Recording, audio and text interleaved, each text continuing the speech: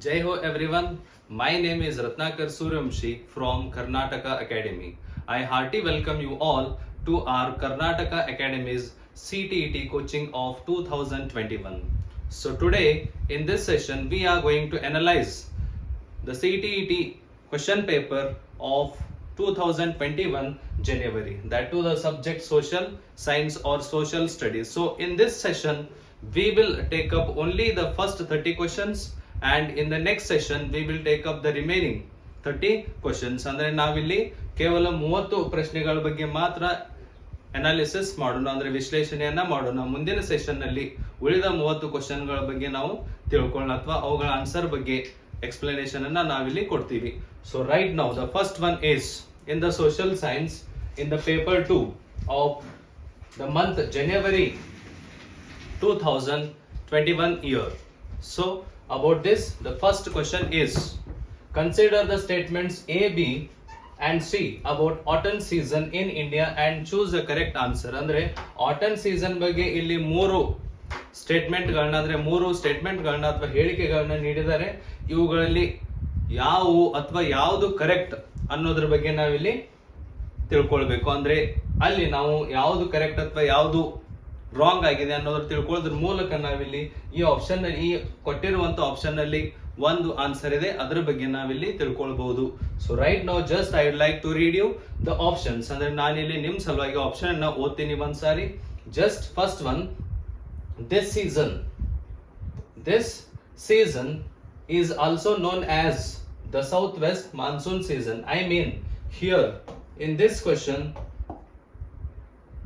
we have a point, that is, see here already given, it is all about which season? Autumn season. ಇಲ್ಲಿ ಹೇಳಿಕೆಗಳು autumn season ಬಗ್ಗೆ ಇದೆಯಾ ಅಥವಾ ಇಲ್ವಾ ಅನ್ನೋದ್ರ ಬಗ್ಗೆ ನಾವು ತಿಳ್ಕೊಳ್ಳೋಣ. So first one, this season is also known as the southwest monsoon season. ಅಂದ್ರೆ ಮೊದಲನೇದು ಏನಿದೆ ಅಂದ್ರೆ autumn season ನ ಏನಂತ ಕರಿತೀವಿ ಅಂದ್ರೆ ಸೌತ್ ವೆಸ್ಟ್ ಮಾನ್ಸೂನ್ ಸೀಸನ್ ಅಂತ ಕರಿತೀವಿ ಅನ್ನೋ ಹೇಳಿಕೆಯನ್ನ ಫಸ್ಟ್ ನೀಡಿದ್ದಾರೆ. Option this is A. And B, what is written is, winds blow from the Bay of Bengal and Arabian Sea towards the land in this season. ಅಂದ್ರೆ ಗಾಳಿ, monsoon ಗಾಳಿ bay of Bengal ಹಾಗೂ Arabian C ಇಂದ ಏನಾಗುತ್ತೆ ಅಂದ್ರೆ ಮೇಲ್ಗಡೆ ಚಲಿಸುತ್ತೆ. ಅಂದ್ರೆ towards the land, towards the main land of India, ಭಾರತದ ಮುಖ್ಯ ಭೂಮಿಯ ಕಡೆಗೆ ಏನಾಗುತ್ತೆ ಅಂದ್ರೆ ಮಾನ್ಸೂನ್ ಮಾರುತಗಳು ಬೇ ಆಫ್ ಬೆಂಗಾಲ್ ನಿಂದ ಹಾಗೂ ಅರೇಬಿಯನ್ ಸಿ ಇಂದ ಏನಾಗ್ತವೆ ಅಂದ್ರೆ ಅವು ಬೀಸ್ತವೆ ಅನ್ನೋ ಹೇಳಿಕೆಯನ್ನ ನೀಡಿದ್ದಾರೆ. And third one is, this season is marked by the onset and advance of monsoon. Onset ಅಂದ್ರೆ ಇಲ್ಲಿ ನಾವು ಅಡ್ವಾನ್ಸ್ ಅಂತ ಕರಿತೀವಿ, ಮಾನ್ಸೂನ್ ಬರುವಿಕೆ, monsoon the entry of the monsoon is called as advance of monsoon. Monsoon ನ arrival ಅನ್ನ ನಾವೇನಂತ ಕರಿತೀವಿ ಅಂದ್ರೆ advance of monsoon or onset of monsoon. So let's have discussion about this question, then we will go to the answer. So just some important points about this. See, just we have taken here, you know that the seasons in India are majorly divided into four. The seasons in India are majorly divided into four categories. So those four are right now in front of you. Just say cold weather season is the first one. The first season in India is cold weather season. Commonly we call it as winter season. ಅಂದ್ರೆ cold weather season ನ ನಾವು winter season ಅಂತಾನೂ ಕೂಡ ಕರಿತೀವಿ, ಚಳಿಗಾಲ ಅಂತ ಕನ್ನಡದಲ್ಲಿ ನಾವು ಕರಿತೀವಿ. So the period of month of the winter season or the cold weather season in India is between December to February. ಅಂದ್ರೆ ಡಿಸೆಂಬರ್ ತಿಂಗಳಿನಿಂದ ಫೆಬ್ರವರಿ ತನಕ ಇರೋ ಕಾಲಾವಧಿಯನ್ನ ನಾವು ಯಾವ ಕಾಲ ಅಂತ ಕರಿತೀವಿ ಅಂದ್ರೆ ಅದನ್ನ ಚಳಿಗಾಲ ಅಂತ ಕರಿತೀವಿ. That is what we call cold weather season. The period of cold weather season or the winter season is December to February. Between December to February we have cold weather season. And then the next one, you know that one more important point here, December 22, right? December 22, it is the day in the year that the shortest day takes place. ಅಂದ್ರೆ ಅತ್ಯಂತ ಕಡಿಮೆ ಬೆಳಕಿನ ದಿನ ಯಾವ್ದಂದ್ರೆ ಅದು December 22. The shortest day and the longest night appears or takes place on this day. June 21, you know that the longest day takes place. longest ಅಂದ್ರೆ ಅತಿ ದೊಡ್ಡ ಬೆಳಕು ಅಥವಾ ಅತಿ ದೊಡ್ಡ ದಿನ ಅಂತ ಯಾವುದನ್ನ ಕರಿತೀವಿ ಅಂದ್ರೆ ನಾವು ಅದು June 21st, what we celebrate as the World Yoga Day right now. So ಇಲ್ಲಿ ಡಿಸೆಂಬರ್ 22 ಕೂಡ ಈ ವಿಂಟರ್ ಸೀಸನ್ ನಲ್ಲಿನೇ ಇದೆ. So it is the day on which the shortest day takes place. ಅಂದ್ರೆ ಅತಿ ಕಡಿಮೆ ಬೆಳಕಿನ ದಿನ ಅಂತ ನಾವು ಇದನ್ನ ಕರಿತೀವಿ. Then that is what we call cold weather season. Here cold weather season is also called as winter season, and its period is between same December to February. And then next season of India is hot weather season.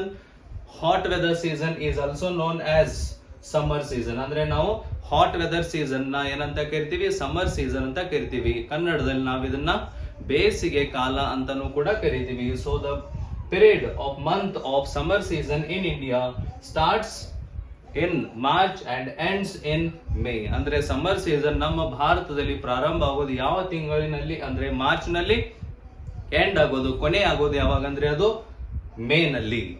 March, April and May, these are the 3 months are the months of summer season or the hot weather season in India. Then the next one is southwest monsoon season. ಮತ್ತೊಂದು ಯಾವ್ದಂದ್ರೆ ಮೂರನೇದು ಯಾವ್ದಂದ್ರೆ ಅದು southwest monsoon season. Hope you know the directions commonly, right? So just we will have those also. See, commonly you know that it is east, and here we are discussing about the map directions. So east, west and south and north. So it is northwest and it is northeast and it is southeast and it is southwest. So here southwest is there. So southwest monsoon season ನ period ಯಾವ್ದಂದ್ರೆ June ತಿಂಗಳಿನಿಂದ September. June, July, August and September. These are the 4 months included are the part of southwest monsoon season. Then fourth one is season of monsoon retreating. ಅಂದ್ರೆ monsoon ಮಾರುತಗಳು ಮರಳಿ ಭಾರತದ ಮುಖ್ಯ ಭೂಮಿಯಿಂದ ಪುನಃ ಸಮುದ್ರದ ಕಡೆಗೆ ಅಂದ್ರೆ ಬೇ ಆಫ್ ಬೆಂಗಾಲ್ ಹಾಗೂ ಅರೇಬಿಯನ್ ಸಿ ಕಡೆ ಪುನಃ ವಾಪಸ್ ಚಲಿಸೋದನ್ನ ನಾವು ಯಾವ ಸೀಸನ್ ಅಂತ ಕರಿತೀವಿ ಅಂದ್ರೆ ಅದನ್ನ ಸೀಸನ್ ಆಫ್ ಮಾನ್ಸೂನ್ ರಿಟ್ರೀಟಿಂಗ್ ಅಂದ್ರೆ ಪುನಃ ಮರಳಿ ವಾಪಸ್ ಹೋಗೋದನ್ನ ನಾವೆಂತ ಕರಿತೀವಿ, ರಿಟ್ರೀಟಿಂಗ್ ಅಂತ ಕರಿತೀವಿ. So the period of monsoon ರಿಟ್ರೀಟಿಂಗ್ season in India starts in October and ends in November. ಅಂದ್ರೆ ಅಕ್ಟೋಬರ್ ನಲ್ಲಿ ಮಾನ್ಸೂನ್ ರಿಟ್ರೀಟಿಂಗ್ ಕಾಲ ಅಕ್ಟೋಬರ್ ನಲ್ಲಿ ಪ್ರಾರಂಭ ಆಗಿ ನವೆಂಬರ್ ನಲ್ಲಿ ಇದು ಎಂಡ್ ಆಗುತ್ತೆ. So just one more important point. See here it is cold weather season and the second one is hot weather season. Third one is southwest monsoon season. I mean it is the advance of monsoon season also we call advance. ಅಂದ್ರೆ monsoon ಮಾರುತಗಳು ಭಾರತವನ್ನ ಪ್ರವೇಶಿಸುವುದು bay of Bengal ಹಾಗೂ Arabian C ಇಂದನೇ ಇದು ಭಾರತವನ್ನ ಪ್ರವೇಶಿಸುವುದು. ಯಾವ ಕಾಲದಲ್ಲಿ ಅಂದ್ರೆ ಅದು ಸೌತ್ ವೆಸ್ಟ್ ಮಾನ್ಸೂನ್ ಸೀಸನ್ ಅಲ್ಲಿ, right from the June to September ನಲ್ಲಿ ಭಾರತದಲ್ಲಿ ಅತಿ ಹೆಚ್ಚು ಮಳೆಯಾಗೋದನ್ನ ನಾವು ಕಾಣ್ತೀವಿ. So that is the arrival of monsoon to India. ಅಂದ್ರೆ ಆ ಸಮಯದಲ್ಲಿ ಭಾರತಕ್ಕೆ ಮಾನ್ಸೂನ್ ಮಾರುತಗಳು ಪ್ರವೇಶಿಸುತ್ತವೆ June to September. That is what we call south west monsoon season. So ಆ ಮಾನ್ಸೂನ್ ಮಾರುತಗಳು ಯಾವಾಗಿರ್ತವೆ ಅಂದ್ರೆ ಸೌತ್ ವೆಸ್ಟ್ ಮಾನ್ಸೂನ್ ಮಾರುತಗಳಾಗಿರ್ತವೆ. ಅಂದ್ರೆ ಭಾರತವನ್ನು ನಾವು ಸೌತ್ ವೆಸ್ಟ್ ಇಂದ ಎಂಟ್ರಿ ಆಗ್ತವೆ. ಸೊ ಅದಕ್ಕಾಗಿ ನಾವು ಆ ಕಾಲವನ್ನ ಏನಂತ ಕರಿತೀವಿ ಅಂದ್ರೆ ಸೌತ್ ವೆಸ್ಟ್ ಮಾನ್ಸೂನ್ ಸೀಸನ್ ಅಂತ ಕರಿತೀವಿ. And the period of south west monsoon season ಈ June to September. And the last one is monsoon ಮಾರುತಗಳು ವಾಪಸ್ ಹೋಗೋದನ್ನ ನಾವು ಯಾವ ಸೀಸನ್ ಅಂತ ಕರಿತೀವಿ, ಮಾನ್ಸೂನ್ ರಿಟ್ರೀಟಿಂಗ್ ಸೀಸನ್. ರಿಟ್ರೀಟಿಂಗ್ ಅಂದ್ರೆ ಪುನಃ ವಾಪಸ್ ಮರಳಿ ಹೋಗೋದು, ಅದನ್ನ ನಾವು ರಿಟ್ರೀಟಿಂಗ್ ಅಂತ ಕರಿತೀವಿ ಇಂಗ್ಲಿಷ್ ನಲ್ಲಿ. So the monsoon ರಿಟ್ರೀಟಿಂಗ್ season, the period of this is October and November. So here in this question the answer is option D. I mean A, B, C are false. I mean all here as you can see that here there are mainly three important point is here only. A, B, C are already written, so the right answer here you got A, B, C are false. I mean this is what? These are the three important A, B, C all are false. ಅಂದ್ರೆ ಇಲ್ಲಿ ಮೇಲ್ಗಡೆ ಕೊಟ್ಟಿರುವಂತಹ ಮೂರು statement ಗಳು ಏನಿದಾವಲ್ಲ ಅವೆಲ್ಲವೂ ಕೂಡ ಏನಾಗಿದಾವೆ ಅಂದ್ರೆ ಇಲ್ಲಿ ಫಾಲ್ಸ್ ಆಗಿದಾವೆ. Why? Because here see advance season, right, but here autumn season. Autumn season period I already told you, right. So ಇಲ್ಲಿ ಏನಾಗಿದೆ ಅಂದ್ರೆ ಮುಖ್ಯವಾಗಿ ಈ ಎಲ್ಲಾ ಹೇಳಿಕೆಗಳೇನಿದಾವಲ್ಲ ಇವು ಬೇರೆ ಬೇರೆ ಸೀಸನ್ಗೆ ಸಂಬಂಧಪಟ್ಟಂತೆ ಇವೆ. ಆದ್ರೆ ಆಟನ್ ಸೀಸನ್ಗೆ ಸಂಬಂಧಪಟ್ಟಂತೆ ಯಾವ ಹೇಳಿಕೆನೂ ಇಲ್ಲಿ ಇರಲಿಲ್ಲ. Autumn season what we call autumn season, right. So that is what we call the season of monsoon retreating. ಅದನ್ನ ನಾವೇನಂತ ಕರಿತೀವಿ ಅಂದ್ರೆ ಆಟನ್ ಸೀಸನ್ ಅಂತ ಕರಿತೀವಿ. ಅಕ್ಟೋಬರ್ ಟು ನವೆಂಬರ್ ಆಗಿದೆ. ಸೊ ಅದಕ್ಕಾಗಿ ಇಲ್ಲಿ ಏನಾಗಿದೆ ಅಂದ್ರೆ ಇಲ್ಲಿ ಆನ್ಸೆಟ್ ಇದೆ, ಆದ್ರೆ onset you can see advance ಇದೆ, ಆದರೆ ರಿಟ್ರೀಟಿಂಗ್ ಅನ್ನೋ ಯಾವ ಪದದ ಬಳಕೆನೂ ಆಗಿಲ್ಲ ಈ ಸ್ಟೇಟ್ಮೆಂಟ್ ನಲ್ಲಿ. ಸೊ ಅದಕ್ಕಾಗಿ these three statements are wrong. So that's why answer is, so here the answer is right now it is in front of you. Option 4 is the right answer. A, B, C all are false. So in our upcoming coaching classes we will study about the 4 seasons of India in detail, and even we can analyze the possible questions which may arise in your upcoming CTET exam. ಅಂದ್ರೆ ನಾವು ಇದ್ರ ಬಗ್ಗೆ ಈ ಭಾರತದಲ್ಲಿರುವಂತಹ ಪ್ರಮುಖ 4 season ಗಳ ಬಗ್ಗೆ ನಾವು ನಮ್ಮ CTET ಕೋಚಿಂಗ್ ನಲ್ಲಿ ಇನ್ನೂ ಹೆಚ್ಚಿನದಾಗಿ ಕಲಿಯೋಣ. ಹಾಗೂ ಅಲ್ಲಿ ನಾವೇನ್ ಮಾಡೋಣ ಅಂದ್ರೆ ಯಾವ ತರಹದ ಪ್ರಶ್ನೆಗಳು ಈ ಸೀಸನ್ ಗಳ ಮೇಲೆ, ಭಾರತದ ಸೀಸನ್ ಗಳ ಮೇಲೆ ಬರಬಹುದು ಇನ್ನು ಮುಂದಿನ CTET ಎಕ್ಸಾಮಿನೇಷನ್ ಅಲ್ಲಿ ಅನ್ನೋದ್ರ ಬಗ್ಗೆನೂ ಕೂಡ ನಾವಿಲ್ಲಿ ಅಂದ್ರೆ ನಾವು ನಮ್ಮ ಕೋಚಿಂಗ್ ಕ್ಲಾಸ್ ನಲ್ಲಿ ಏನ್ ಮಾಡೋಣ ಅಂದ್ರೆ ತಿಳ್ಕೊಳ್ಳೋಣ. So this is the answer of the question number 31 in question number 31 means the question number first in social science. Then the next one we will take up the next one, that is which of the following rivers from the Sundarban form the Sundarban delta. ಅಂದ್ರೆ ಸುಂದರ್ಬನ್ ಡೆಲ್ಟಾವನ್ನ ಯಾವ ನದಿಗಳು, ಯಾವ ಎರಡು ಪ್ರಮುಖ ನದಿಗಳು ಉಂಟು ಮಾಡ್ತವೆ ಅಥವಾ ಕ್ರಿಯೇಟ್ ಮಾಡಿದ್ದೇವೆ, ರಚನೆ ಆಗಿದೆ ಯಾವ ಎರಡು ನದಿಗಳಿಂದ. So about that we will see. First I would like to explain you about the delta. Delta andre ಏನು? So commonly a question arises here. What is delta? Delta andre ಏನು ಕನ್ನಡದಲ್ಲಿ ಅಥವಾ in English, right? Delta is a flat or a low land where a river spreads into various branches before entering or before draining into the sea. ಇಲ್ಲೊಂದು ನಾನು ನಿಮಗೆ ಚಿತ್ರದ ಮೂಲಕ ತೋರಿಸ್ತೀನಿ. So just for example, if it is a river and if it is the sea, think that it is Bay of Bengal. See, when river flows in a flat land or in a low land, in that area, before entering or before draining into the sea, a river spreads into various branches. ಈ ತರ various branches ನಲ್ಲಿ ಏನಾಗುತ್ತೆ ಅಂದ್ರೆ river ಏನಾಗುತ್ತೆ divide ಆಗುತ್ತೆ ಈ ತರ before entering the C. So ಈ ಏರಿಯಾವನ್ನ ನಾವೇನಂತ ಕರಿತೀವಿ? ಡೆಲ್ಟಾ ಅಂತ ಕರಿತೀವಿ. ಇದನ್ನ ನಾವೇನಂತ ಕರಿತೀವಿ? ಇಂಗ್ಲಿಷ್ ನಲ್ಲಿ ಡೆಲ್ಟಾ ಅಂತ ಕರಿತೀವಿ. So once again I would like to tell you the meaning of delta is in a flat or a low land where river spreads into various branches,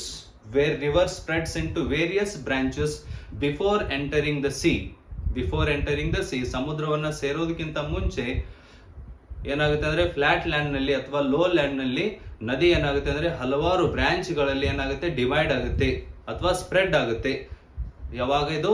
before entering the C, ಅಂದ್ರೆ ಸಮುದ್ರವನ್ನ ಕೂಡುವುದಕ್ಕಿಂತ ಮುಂಚೆ.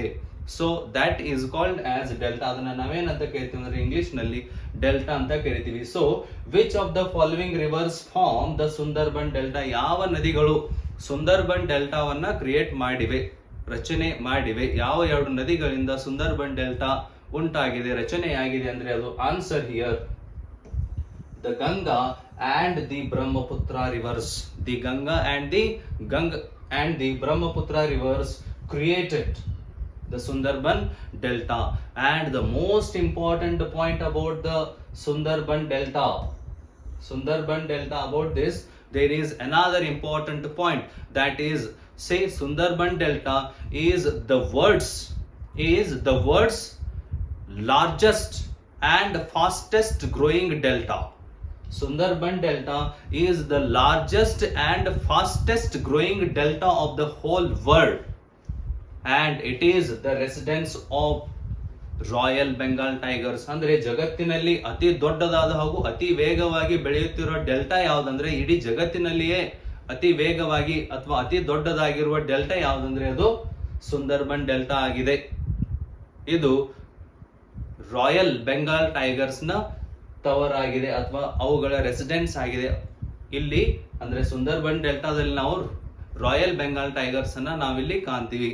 Y it is called as Sundarban? Because bun means commonly, you know that we call it as what?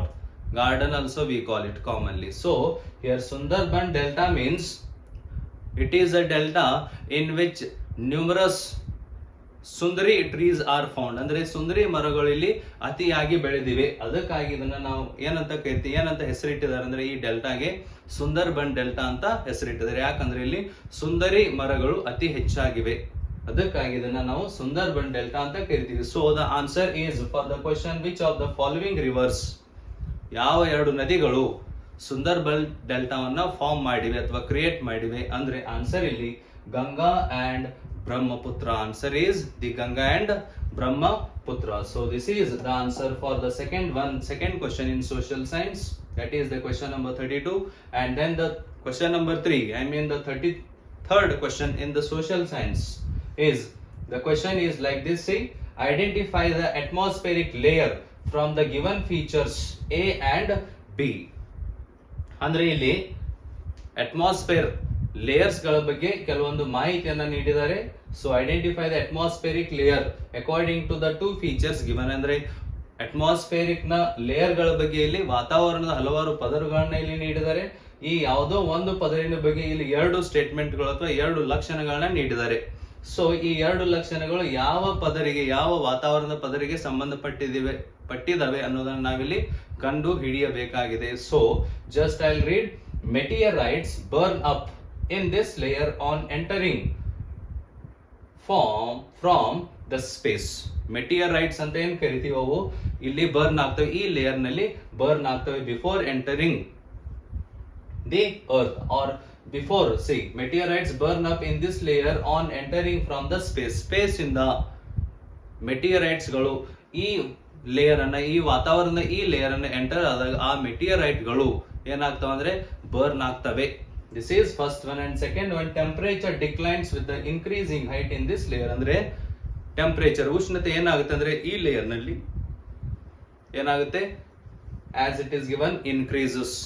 Temperature increases as we go or as we reach height in this layer. ಅಂದ್ರೆ ಇದು ಈ particular ಈ ಪದರಿನಲ್ಲಿ, ವಾತಾವರಣದ ಈ layer ನಲ್ಲಿ ನಾವು ಜಾಸ್ತಿ height ಗೆ ಹೋದಂತೆ ಏನಾಗುತ್ತೆ ಅಂದ್ರೆ ಟೆಂಪರೇಚರ್ ಕೂಡ ಜಾಸ್ತಿ ಆಗುತ್ತೆ. ಹಾಗಾದ್ರೆ ಆ ಲೇಯರ್ ಯಾವುದು ಅನ್ನೋದಿಲ್ಲಿ ಏನಾಗಿದೆ ಅಂದ್ರೆ ಕ್ವೆಶ್ಚನ್ ಆಗಿದೆ. So we will have that answer right now here. So just I would like to tell you that here, just say what is meteorites first. ಅಂದ್ರೆ ಮೆಟಿಯರೈಟ್ ಅಂದ್ರೆ ಏನು ಅನ್ನೋದ್ರ ಬಗ್ಗೆ ನಾವಿಲ್ಲಿ ಮೊದಲು ತಿಳ್ಕೊಳ್ಳೋಣ. See, like how the planets are also moving around the sun on its orbit, in the same way there are various rocks too which are moving around the sun.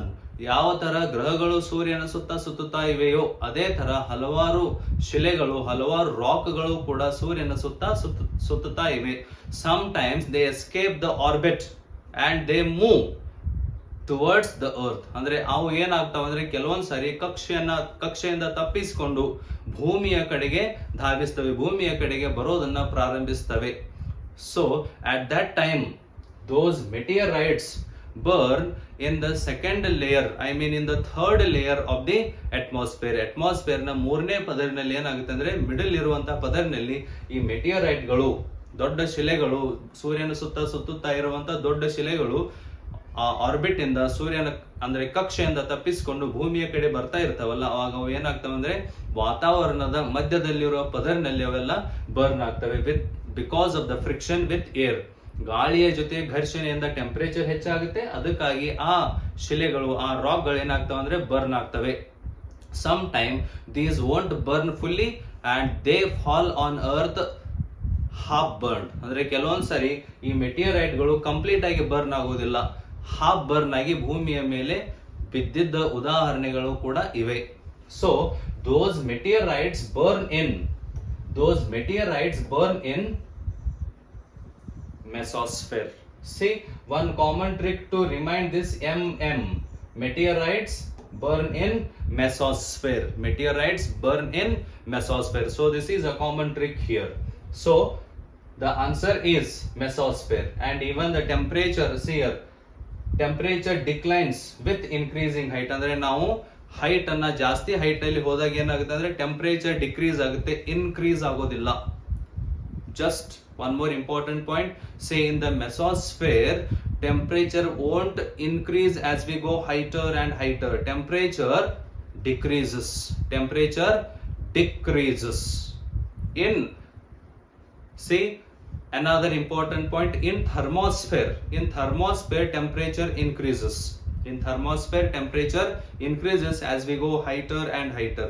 But in mesosphere, as we go higher and higher, the temperature decreases.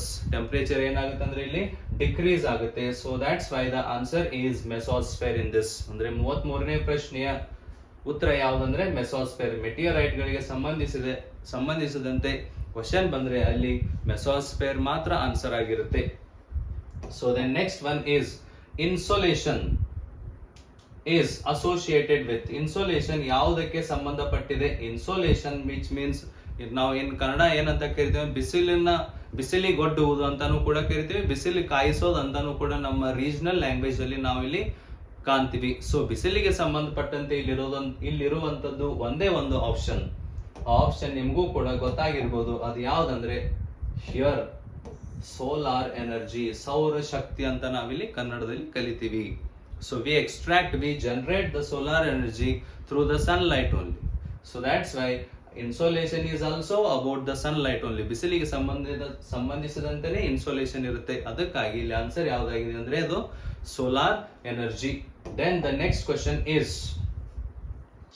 match the following with appropriate choices. ಅಂದ್ರೆ match the following ಇದೆ, ಇದರ ಬಗ್ಗೆ ನಾವು ತಿಳ್ಕೊಳ್ಳೋಣ. So here the options are given. As you can see that options are given about first one coniferous forest, second one Mediterranean forest or Mediterranean vegetation, third one is tropical evergreen forest and fourth one ಯಾವ್ದಾಗಿದೆ ಅಂದ್ರೆ ಅದು temperate evergreen forest.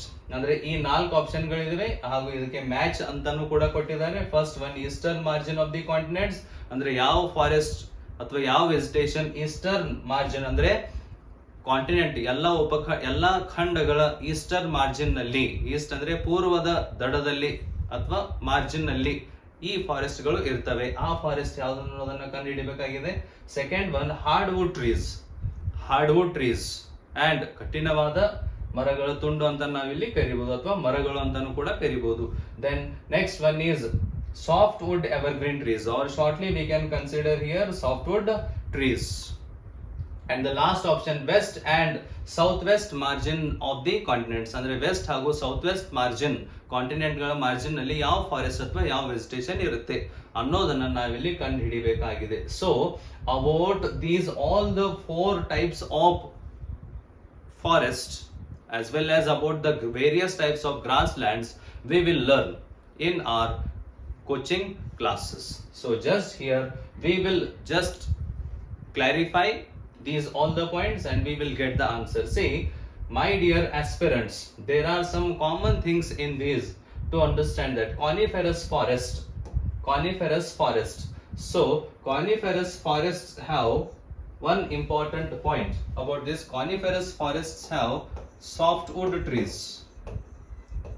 Softwood trees. Coniferous forests have softwood trees, and evergreen forests. Evergreen forests have hardwood trees. Evergreen forest ಗಳು ನಿತ್ಯ ಹರಿದ್ವರ್ಣ ಕಾಡುಗಳ ಅಂತ ಏನ್ ಕರಿತೀವಿ ಅವುಗಳು ಯಾವ ಟ್ರೀ ಯಾವ ಮರಗಳನ್ನ ಹೊಂದಿದಾವೆ ಅಂದ್ರೆ hardwood trees. So at least we got two now commonly, right? So remaining we will find out now.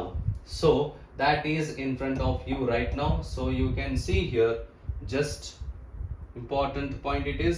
See, coniferous forests have, as I told you, coniferous forests have softwood trees.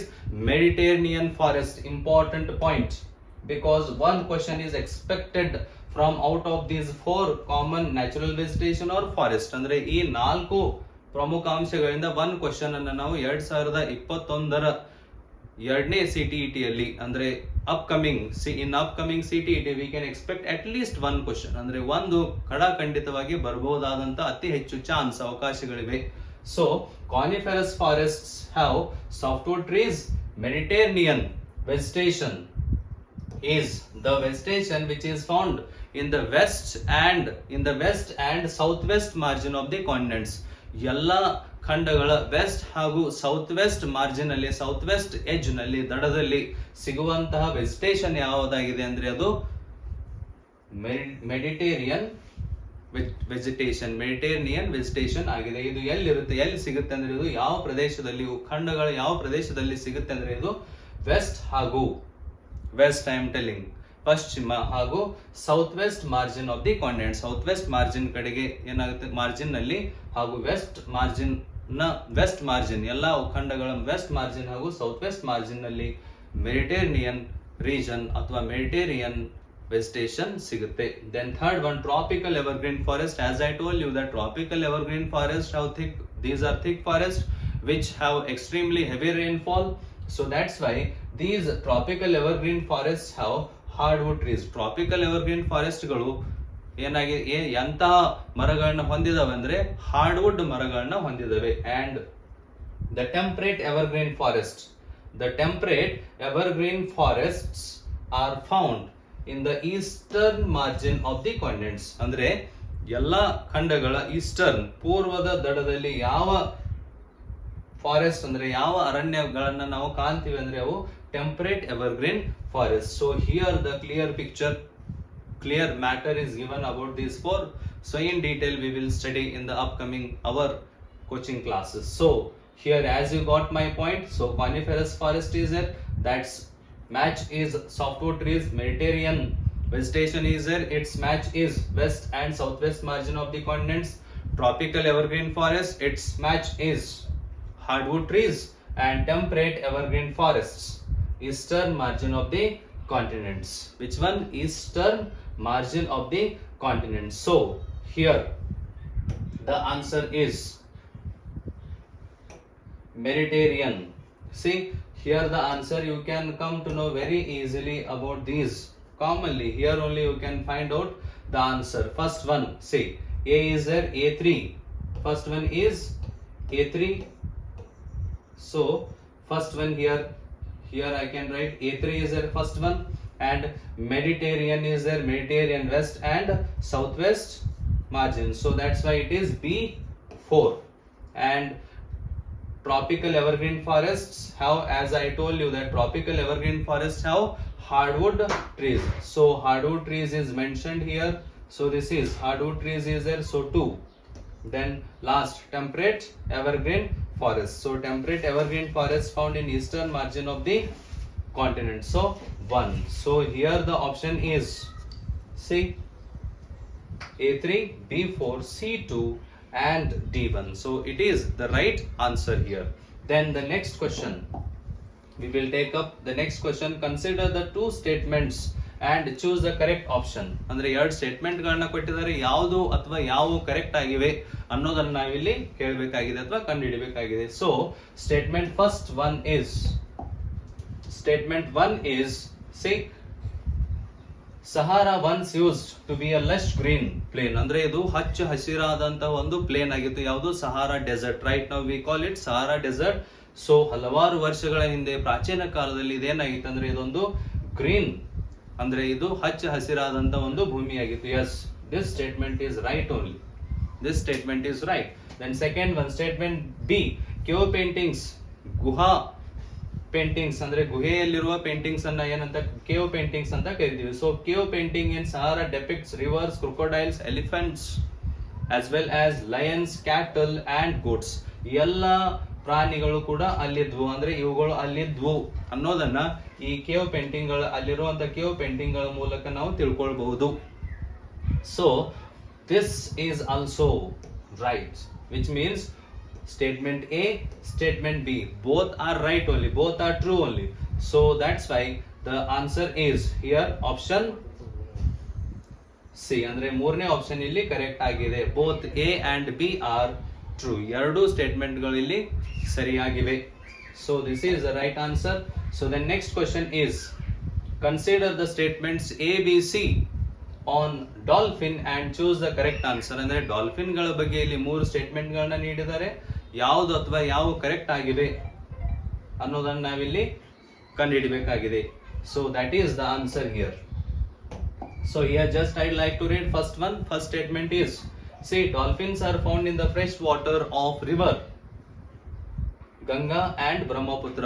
Ganga ಮತ್ತು ಬ್ರಹ್ಮಪುತ್ರ ನದಿಯಲ್ಲಿನೇ fresh water ನಲ್ಲಿನೇ ಏನಾಗಿದೆ dolphin ಗಳಿವೆ, dolphin ಗಳು ಸಿಗ್ತವೆ ಅನ್ನೋ statement ಇದೆ. Yes, dolphins are found in the fresh water of the river Ganga and the Brahmaputra. Yes, it is right. Then second one, dolphin sanctuary is located in the state of Bihar. Yes, dolphin ಗಳ ಧಾಮ ಯಾವ ರಾಜ್ಯದಲ್ಲಿ, ಭಾರತದ ಯಾವ ರಾಜ್ಯದಲ್ಲಿ dolphin ಗಳ ಧಾಮ ಇದೆ ಅಂದ್ರೆ ಅದು ಬಿಹಾರ್ ನಲ್ಲಿದೆ, ಬಿಹಾರ್ ನಲ್ಲಿನೇ ಇದೆ. Yes, it is also right only. Then next one, the presence of dolphin is an indicator of the health of the river. Yes, it is also correct. ಅಂದ್ರೆ ನದಿಯಲ್ಲಿರೋ ನೀರು ಎಷ್ಟು ಪ್ರಮಾಣದಲ್ಲಿ ಶುದ್ಧವಾಗಿದೆ ಅನ್ನೋದನ್ನು ಕೂಡ ನಾವು ಡಾಲ್ಫಿನ್ ಗಳ ಇರುವಿಕೆಯ ಮೂಲಕ ನಾವಿಲ್ಲಿ ತಿಳ್ಕೊಳ್ಬಹುದು. So that's why it is also right, which means all the three statements are right. So answer is option 1. Option 1 is the right answer. A, B, C all are true. A, B and C all are true. ಮೂರು ಹೇಳಿಕೆಗಳಿಲ್ಲಿ ಸರಿಯಾಗಿವೆ. ಅದಕ್ಕಾಗಿ option 1 A, B, C ಎಲ್ಲವೂ ಸರಿಯಾಗಿವೆ ಅನ್ನೋದು ಇಲ್ಲಿ ಸರಿಯಾದ ಉತ್ತರವಾಗಿದೆ. Then next one is, biogas is essentially a mixture of, ಅಂದ್ರೆ ಬಯೋಗ್ಯಾಸ್ ಯಾವ ಎರಡು ಗ್ಯಾಸಸ್ ಗಳಿಂದ, ಯಾವ ಎರಡು ಅನಿಲಗಳಿಂದ ತಯಾರಾಗಿರುತ್ತೆ, ಪ್ರಮುಖವಾದ ಯಾವ ಎರಡು ಅನಿಲಗಳಿಂದ ತಯಾರಾಗಿರುತ್ತೆ ಅನ್ನುವಂತ ಇಲ್ಲಿ ಕ್ವಶನ್ ಇದೆ. So the answer is here. This is not the answer nitrogen, no hydrogen, no helium. These are because see, here nitrogen is there, here hydrogen, one commonly you know that methane is there in the biogas commonly. But with the methane, which gas is available or which gas is there in the mixture of in the biogas? That is carbon dioxide. ಅಂದ್ರೆ methane ಜೊತೆಗೆ carbon dioxide ಇರುವುದರಿಂದನೇ biogas ಉಂಟಾಗುತ್ತೆ ಅಥವಾ ತಯಾರಾಗುತ್ತೆ. So that's why the answer is methane and carbon dioxide. So biogas is a mixture of two important gases. Biogas ಎರಡು ಪ್ರಮುಖ ಅನಿಲಗಳಿಂದ ಉತ್ಪತ್ತಿ ಆಗುತ್ತೆ, ಉಂಟಾಗುತ್ತೆ. ಆ ಎರಡು ಪ್ರಮುಖ ಅನಿಲಗಳು ಯಾವ ಅಂದ್ರೆ ಒಂದು ಮೀಥೇನ್, ಇನ್ನೊಂದು carbon dioxide. Then next one is ಇನ್ನೊಂದು. Next one, question number 39 is, consider the statements A and B about resources and choose the correct answer. Resource ಗಳ ಬಗ್ಗೆ ಎರಡು ಸ್ಟೇಟ್ಮೆಂಟ್ ಗಳಿವೆ. ಈ ಎರಡರಲ್ಲಿ ಯಾವುದೊಂದು ಕರೆಕ್ಟ್ ಆಗಿದೆ ಅಥವಾ ಎರಡೂ ಕರೆಕ್ಟ್ ಇವೆ ಅನ್ನೋದ್ರ ಬಗ್ಗೆ ನಾವಿಲ್ಲಿ ತಿಳ್ಕೊಳ್ಬೇಕಾಗಿದೆ. So just I would like to tell you some points about the resources of statement A. All resources have economic value. No, not all the resources have economic value. ಇದು ಸರಿಯಾದ ಹೇಳಿಕೆ ಅಲ್ಲ. ಯಾಕಂದ್ರೆ ಎಲ್ಲಾ ಸಂಪನ್ಮೂಲಗಳು ಆರ್ಥಿಕವಾದ ಇಂಪಾರ್ಟೆನ್ಸ್ ಅನ್ನ ಹೊಂದಿಲ್ಲ, ಆರ್ಥಿಕವಾದ ಮೌಲ್ಯವನ್ನ ಹೊಂದಿಲ್ಲ. For example, a beautiful landscape that we see which gives us happiness, enjoyment, what we call. So a beautiful landscape ಗೆ ಯಾವುದೇ economic value ಇರದೇನೂ ಇರಬಹುದು. A beautiful scenery that we see that might be doesn't have economic value, but it can satisfy our needs. I mean, both the resources which have economic value and the resources which do not have economic value, both the resources can fulfill or satisfy the needs of human beings. ಅಂದ್ರೆ ನಮ್ಮ ಅವಶ್ಯಕತೆಗಳನ್ನ ಎರಡು ತರಹದ ಸಂಪನ್ಮೂಲಗಳು ಕೂಡ, economic value ಇರೋ ಸಂಪನ್ಮೂಲಗಳು ಹಾಗೂ ಇಕನಾಮಿಕ್ ವ್ಯಾಲ್ಯೂ ಇರದಿರೋ ಸಂಪನ್ಮೂಲಗಳು. ನಾ ಹೇಳಿದಾಗೆ ಒಂದು ಸುಂದರವಾದ ದೃಶ್ಯವಾಗಿರ್ಬೋದು, ಬ್ಯೂಟಿಫುಲ್ ಲ್ಯಾಂಡ್ಸ್ಕೇಪ್ ಆಗಿರ್ಬೋದು, ಇವುಗಳಿಗೆ ಇಕನಾಮಿಕ್ ವ್ಯಾಲ್ಯೂ ಇಲ್ಲದೆ ಇದ್ರೂ ಕೂಡ ಅವು ನಮ್ಮ ಮನಸ್ಸನ್ನ ತಣಿಸುತ್ತವೆ. ಸೊ ಅದಕ್ಕಾಗಿ not all the resources have economic value. The home remedies of our elders, of our forefathers, ಅಂದ್ರೆ ಮನೆಯಲ್ಲಿನೇ ಕೆಲವೊಂದು ಔಷಧಿಗಳನ್ನ ತಯಾರು ಮಾಡ್ತಾ ಇದ್ರು ನಮ್ಮ ಪೂರ್ವಜರು, ಅವುಗಳಿಗೆ ಇಕನಾಮಿಕ್ ವ್ಯಾಲ್ಯೂ ಇರಲಿಲ್ಲ. But if it was patented by any medical firm, ಅಂದ್ರೆ ಯಾವುದೋ ಒಂದು ಔಷಧದ ಕಾರ್ಖಾನೆ ಅಥವಾ ಔಷಧದ ಫ್ಯಾಕ್ಟರಿ ಅದನ್ನ ಪೇಟೆಂಟ್ ತಗೊಂಡ್ರೆ, ಅದರ ಪರವಾನಗಿಯನ್ನ ತಗೊಂಡು, ಕಾಪಿ ರೈಟ್ ಅನ್ನು ತಗೊಂಡು ಅದನ್ನು ಉತ್ಪತ್ತಿ ಮಾಡಿದ್ರೆ ಅವಾಗ ಅದಕ್ಕೆ ಏನಾಗುತ್ತೆ ಅಂದ್ರೆ ಇಕನಾಮಿಕ್ ವ್ಯಾಲ್ಯೂ ಬರುತ್ತೆ. So not all the resources have economic value. ಎಲ್ಲ ಸಂಪನ್ಮೂಲಗಳಿಗೆ ಇಕನಾಮಿಕ್ ವ್ಯಾಲ್ಯೂ ಇಲ್ಲ ಅನ್ನೋದು ಕನ್ಫರ್ಮ್ ಆಯ್ತು. So that's why this is wrong statement. And second one, time and technology are two important factor that can change substance into resource. Yes, it is also true. Potential resources we have learned. Uranium found in Ladakh is an example of potential resource. So in the description box you will get link about my last class, I mean previous session. So in that you can see more about the resources. So this is the right statement. So here we can find the correct one. So just before going to that point, we will have some important points too here. See here, the answer here as we mentioned is here in front of you. The option 1, A is false and B is true. ಎರಡನೇ B statement ಸರಿಯಾಗಿದೆ, A statement wrong ಆಗಿದೆ. ಇದು wrong ಆಗಿದೆ, ಇದು ಸರಿಯಾಗಿದೆ, B statement. So that's why answer is A is false and B is true. So this is the answer. The next one, question number 40. Choose the correct group of conventional sources of energy from the following. ಅಂದ್ರೆ ಸಾಂಪ್ರದಾಯಿಕ ಶಕ್ತಿಯ ಮೂಲಗಳು ಯಾವಿವೆ ಅವುಗಳನ್ನ ನಾವಿಲ್ಲಿ ಕಂಡು ಹಿಡಿಬೇಕಾಗಿದೆ. ಸಾಂಪ್ರದಾಯಿಕ ಶಕ್ತಿಯ ಮೂಲಗಳು ಯಾವುವು ಅನ್ನೋದನ್ನ ನಾವಿಲ್ಲಿ ಕಂಡು ಹಿಡಿಯುವುದರ ಮೂಲಕ ಆನ್ಸರ್ ಅನ್ನ ಇಲ್ಲಿ ಕಂಡುಕೊಳ್ಬಹುದು. So you know that here commonly the answer is oil, natural gas and firewood. Oil ಆಗಿರ್ಬೋದು, ಹಾಗೂ ನೈಸರ್ಗಿಕ ಅನಿಲ ಆಗಿರ್ಬೋದು, ಹಾಗೂ ಫೈರ್ವುಡ್ ಕಟ್ಟಿಗೆ, ಇವೆಲ್ಲವೂ ಕೂಡ ಏನಾಗಿದೆ ಅಂದ್ರೆ ಸಾಂಪ್ರದಾಯಿಕ ಶಕ್ತಿಯ ಮೂಲಗಳಾಗಿವೆ. So that's why answer is first one, oil, natural gas and firewood. Hydel power, geothermal energy or tidal energy, these are all non conventional ಅಂತ ಕರಿತೀವಿ. ಇವೆಲ್ಲ ಅಸಾಂಪ್ರದಾಯಿಕ ಶಕ್ತಿಯ ಮೂಲಗಳಾಗಿವೆ. ಹಾಗೂ ನ್ಯೂಕ್ಲಿಯರ್ ಎನರ್ಜಿ ಆಗಿರ್ಬೋದು, solar energy, hydel, same, these are also non-conventional. So conventional is only one, that is oil, natural gas and firewood. So this is the right answer here. And here why it is not, because biogas is there, so that's why it is not conventional, it is non-conventional. So that's why the answer is oil, natural gas and firewood. So this is the answer for the question number 40. The next one, match the types of natural resources with their classifications. Andre, so about this also we have explained in our previous class. So that's why the link of the previous class will be given in the description box. So please visit and watch the previous class of mine so that you can understand about the various types of resources. So directly we will go to the main answer here. See, on the basis of the level of development and use, resources are divided into two types, and those two types are here only, in front of that only, actual and potential. Yes, actual and potential, these are the two types of natural resources divided on the basis of their level of development and use. The next one origin. On the basis of origin, ಮೂಲದ ಆಧಾರದ ಮೇಲೆ resource ಗಳನ್ನ ಎರಡು ಪ್ರಕಾರಗಳಲ್ಲಿ ವಿಂಗಡಣೆ ಮಾಡ್ತೀವಿ. Those are biotic and abiotic. So here is there biotic and abiotic. On the distribution of the resources, on the distribution also, on the basis of distribution also, we can divide the resources into two types, and those two types are ubiquitous and localized. Ubiquitous and localized. So here it is given ubiquitous and localized.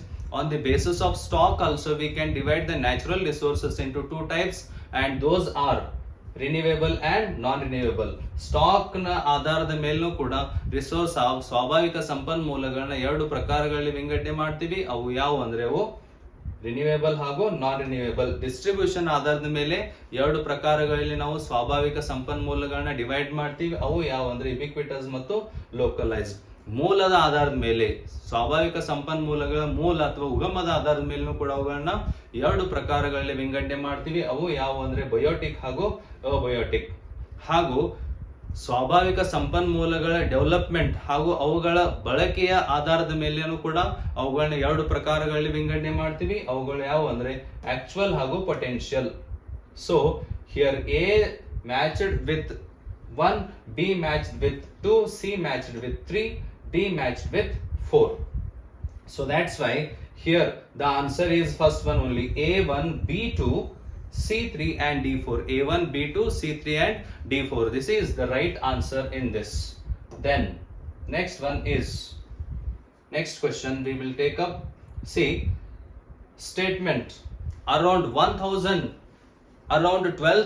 years ago, a shift to relatively warmer conditions led to development of grasslands in many areas in India. ಸುಮಾರು 12,000 ವರ್ಷಗಳ ಹಿಂದೆ ಏನಾಯ್ತಂದ್ರೆ ವಾತಾವರಣದ ಬದಲಾವಣೆಯಿಂದ ಏನಾಯ್ತಂದ್ರೆ ಭಾರತದಲ್ಲಿ ಗ್ರಾಸ್ಲ್ಯಾಂಡ್ಗಳು, ಹುಲ್ಲುಗಾವಲುಗಳು, ಭಾರತದ ಬೇರೆ ಬೇರೆ ಪ್ರದೇಶದಲ್ಲಿ ಹುಲ್ಲುಗಾವಲುಗಳು ಬೆಳೆದವು ಅನ್ನೋ ಸ್ಟೇಟ್ಮೆಂಟ್ ಇದೆ. First one, and yes it is also true.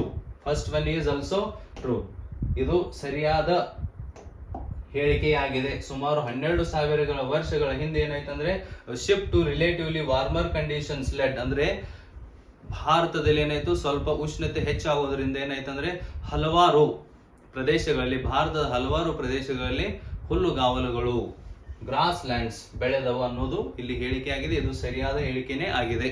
And second one, there was an increase in the number of deer, antelopes, goat, sheep and cattle. ಈ ಎಲ್ಲಾ ಪ್ರಾಣಿಗಳು ಕೂಡ ಏನಾದ್ರು ಅಂದ್ರೆ ಈ ಎಲ್ಲಾ ಪ್ರಾಣಿಗಳ ಸಂಖ್ಯೆಯನ್ನು ಕೂಡ ಏನಾಯ್ತಂದ್ರೆ ಹೆಚ್ಚಿಗೆ ಆಯ್ತು, ಅಂದ್ರೆ ಹೆಚ್ಚಾಯ್ತು. ಈ ಎಲ್ಲಾ ಪ್ರಾಣಿಗಳ ಸಂಖ್ಯೆಯನ್ನು ಕೂಡ ಅವಾಗ ಹೆಚ್ಚಾಯ್ತು ಅನ್ನೋ ಸ್ಟೇಟ್ಮೆಂಟ್ ಇದೆ. But the answer we will find here. Say here important point is the second option is there no. I mean the statement B is there no. It is not the reason for the statement A. ಅಂದ್ರೆ ಭಾರತದಲ್ಲಿ ಹುಲ್ಲುಗಾವಲುಗಳು ಉಂಟಾಗೋದಕ್ಕೆ ಈ ಪ್ರಾಣಿಗಳ ಸಂಖ್ಯೆ ಹೆಚ್ಚಾಗೋದು ಕಾರಣವಾಗಿರ್ಲಿಲ್ಲ. So ಅದಕ್ಕಾಗಿ ಆನ್ಸರ್ ಈಸ್ ವಾಟ್. ಎರಡು ಸ್ಟೇಟ್ಮೆಂಟ್ಗಳು ಕರೆಕ್ಟ್ ಆಗಿದ್ರು ಕೂಡ ಇದು ಇದಕ್ಕೆ ಸರಿಯಾದ ಕಾರಣ. ಸ್ಟೇಟ್ಮೆಂಟ್ ಬಿ ಏನಾಗಿಲ್ಲ, ಸ್ಟೇಟ್ಮೆಂಟ್ ಎ ಗೆ ಸರಿಯಾದ ಕಾರಣ ಆಗಿಲ್ಲ. So that's why the answer is both A and R true, but B is not the reason for A. ಎರಡು ಎ ಅಂಡ್ ಬಿ ಸ್ಟೇಟ್ಮೆಂಟ್ಗಳು ಸರಿ ಆಗಿದ್ರು ಕೂಡ ಸ್ಟೇಟ್ಮೆಂಟ್ ಎ ಗೆ ಸರಿಯಾದ ಕಾರಣ ಅಲ್ಲ. So that's Y option 4 is the right answer. Then the next question is number 43 in social science, that is, which of the following is true in the context of sites. ಅಂದ್ರೆ sites ಗಳ ಬಗ್ಗೆ ಹರಪ್ಪ ಆಗಿರ್ಬೋದು, ಮೆಂಜೋದಾರ್ ಆಗಿರ್ಬೋದು, ಲೋಥಾಲ್, ಕಾಲಿಬಂಗನ್, ಧೋಲ್ವೀರಾ, ಈ ಎಲ್ಲಾ sites ಗಳನ್ನ consider ಮಾಡಿದಾಗ, ಹಲವಾರು ನಾಗರಿಕತೆಗಳ ಸೈಟ್ಸ್ ಗಳನ್ನ ಕನ್ಸಿಡರ್ ಮಾಡಿದಾಗ ಇಲ್ಲೊಂದು ಕೆಲವೊಂದು ಹೇಳಿಕೆಗಳನ್ನು ನೀಡಿದ್ದಾರೆ. ಯಾವ ಹೇಳಿಕೆ ಅಥವಾ ಯಾವ ಹೇಳಿಕೆಗಳು ಸರಿಯಾಗಿವೆ ಅನ್ನೋದನ್ನ ನಾವಿಲ್ಲಿ ಕಂಡುಕೊಳ್ಬೇಕಾಗಿದೆ. So first one is, these are places where remains of past were found.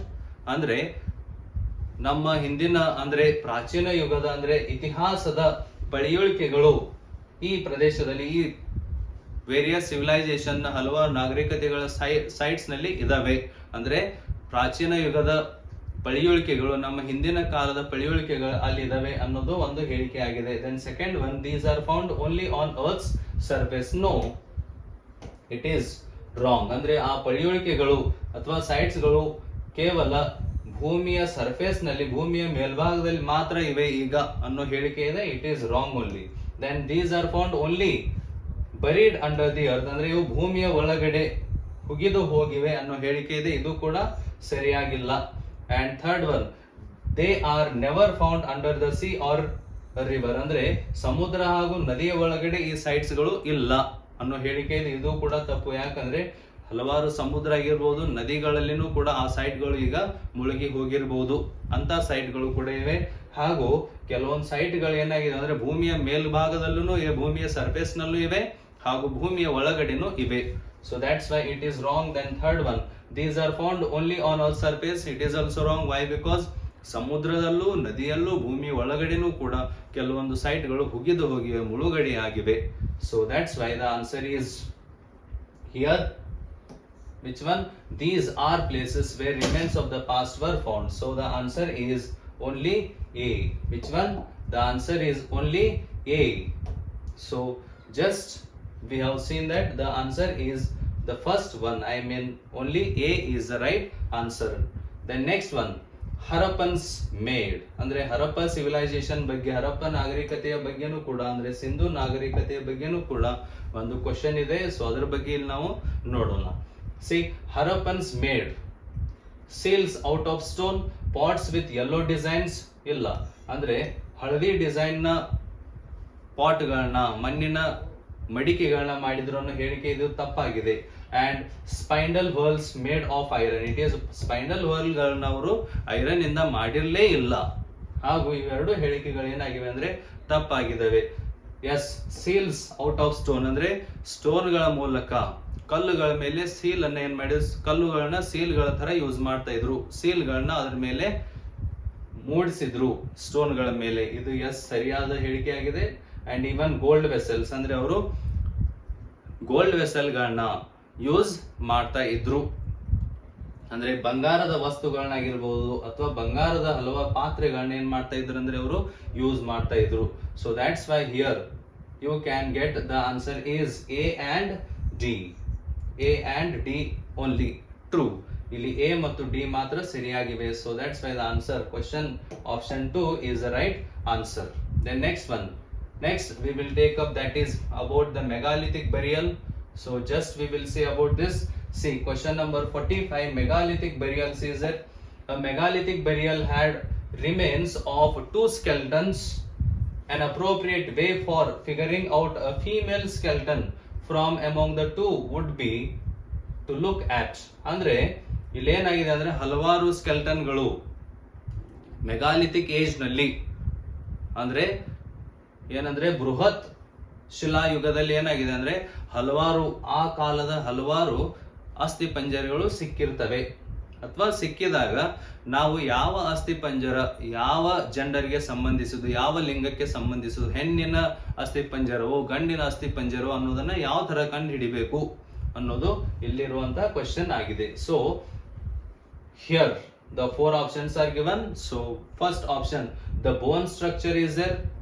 First one, the bone structure. Yes, scientifically yes it is the right one. ಅಂದ್ರೆ ನಾವು ಬೋನ್ ಸ್ಟ್ರಕ್ಚರ್ ಗಳ ಮೇಲೆ, ಮೂಳೆಗಳ ಸ್ಟ್ರಕ್ಚರ್ ಗಳ ಮೇಲೂ ಕೂಡ ಅದರ ಆಧಾರವಾಗಿ ನಾವು ಇದು ಈ ಅಸ್ಥಿ ಪಂಜರ ಪರ್ಟಿಕ್ಯುಲರ್ ಆಗಿ ಗಂಡಿನದ್ದು ಅಥವಾ ಹೆಣ್ಣಿನದ್ದು ಅನ್ನೋದನ್ನು ಕೂಡ ಇಲ್ಲಿ ಕಂಡು ಹಿಡಿಬಹುದು. It is right one. The ornaments on the skeletons, it is wrong. Why? Because if we are speaking, we are learning or we are thinking about, we are hearing about megalithic where ornaments did not exist. Not at all ornaments. ಅಂದ್ರೆ ಆಭರಣಗಳಲ್ಲಿ ಇರಲೇ ಇಲ್ಲ. So ಅದಕ್ಕಾಗಿ ಇದು ತಪ್ಪಾಗಿದೆ.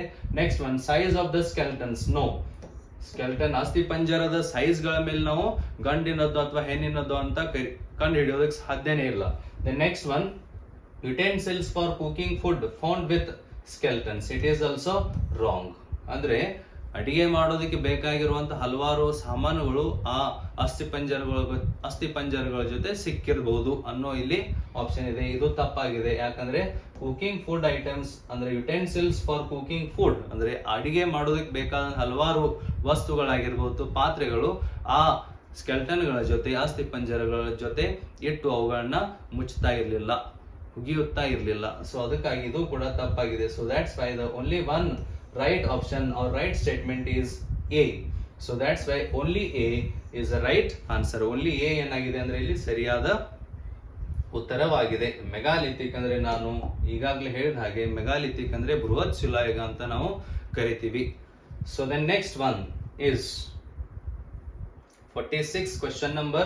Arrange the following in ascending order starting from the earliest period. Ascending order ಅಂದ್ರೆ descending and ascending we call. ಏರಿಕೆಯ ಆಧಾರದ ಮೇಲೆ, ಇಳಿಕೆಯ ಅಲ್ಲ, ಏಳಿಕೆಯ ಮೂಲಕ ಅಂದ್ರೆ ಏರಿಕೆಯ ಆಧಾರದ ಮೇಲೆ ಏನ್ ಮಾಡ್ಬೇಕಂದ್ರೆ ನಾವಿಲ್ಲಿ ಕೆಲವೊಂದು ಹಿಸ್ಟಾರಿಕ್ ಅಂದ್ರೆ ಏನ್ಷಿಯಂಟ್ ಪೀರಿಯಡ್ ಅಂತ ಕರಿತೀವಿ, ಅವುಗಳ ಬಗ್ಗೆ ಕೆಲವೊಂದು ಮಾಹಿತಿಯನ್ನ ನೀಡಿದರೆ ಇವುಗಳನ್ನ ಸರಿಯಾದ ಏರಿಕೆ ಕ್ರಮದಲ್ಲಿ ನಾವು ಜೋಡಿಸಬೇಕಾಗಿದೆ. So first one is see beginning of the composition of Vedas, and second one, what second one is see beginning of the building of megaliths, and third one settlements of farmers in Inamgaon. Settlements of farmers at Inamgaon is there, and last one Charaka. You know that Charaka, famous scholar of ancient period of India, who composed Charaka Samhita. Charaka Samhita ಅನ್ನೋ ಗ್ರಂಥವನ್ನು ಯಾರು ಬರೆದಿದ್ದಾರೆ ಅಂದ್ರೆ ಅದು ಚರಕ. So these were the four options are given here. So we will find the answer now. The answer is here. See, the answer is option 1. So option 1 means, as you can see that here, option 1 is already written here, A, B, C, D. A, B, C, D. Beginning of the composition of Vedas, it is first serial number, and beginning of the building of megalith, second one. Then third one is settlement of farmers at Inamgaon, and fourth one is Charaka. So 1, 2, 3, 4. So A, B, C, D, it is a right way to join these events or these things into an ascending order. ಇವುಗಳನ್ನ ಏರಿಕೆ ಕ್ರಮದಲ್ಲಿ ನಾವು ಮಾಡಿದಾಗ correct answer ಯಾವ್ದಾಗುತ್ತೆ ಅಂದ್ರೆ A, B, C, D ಆಗಿದೆ.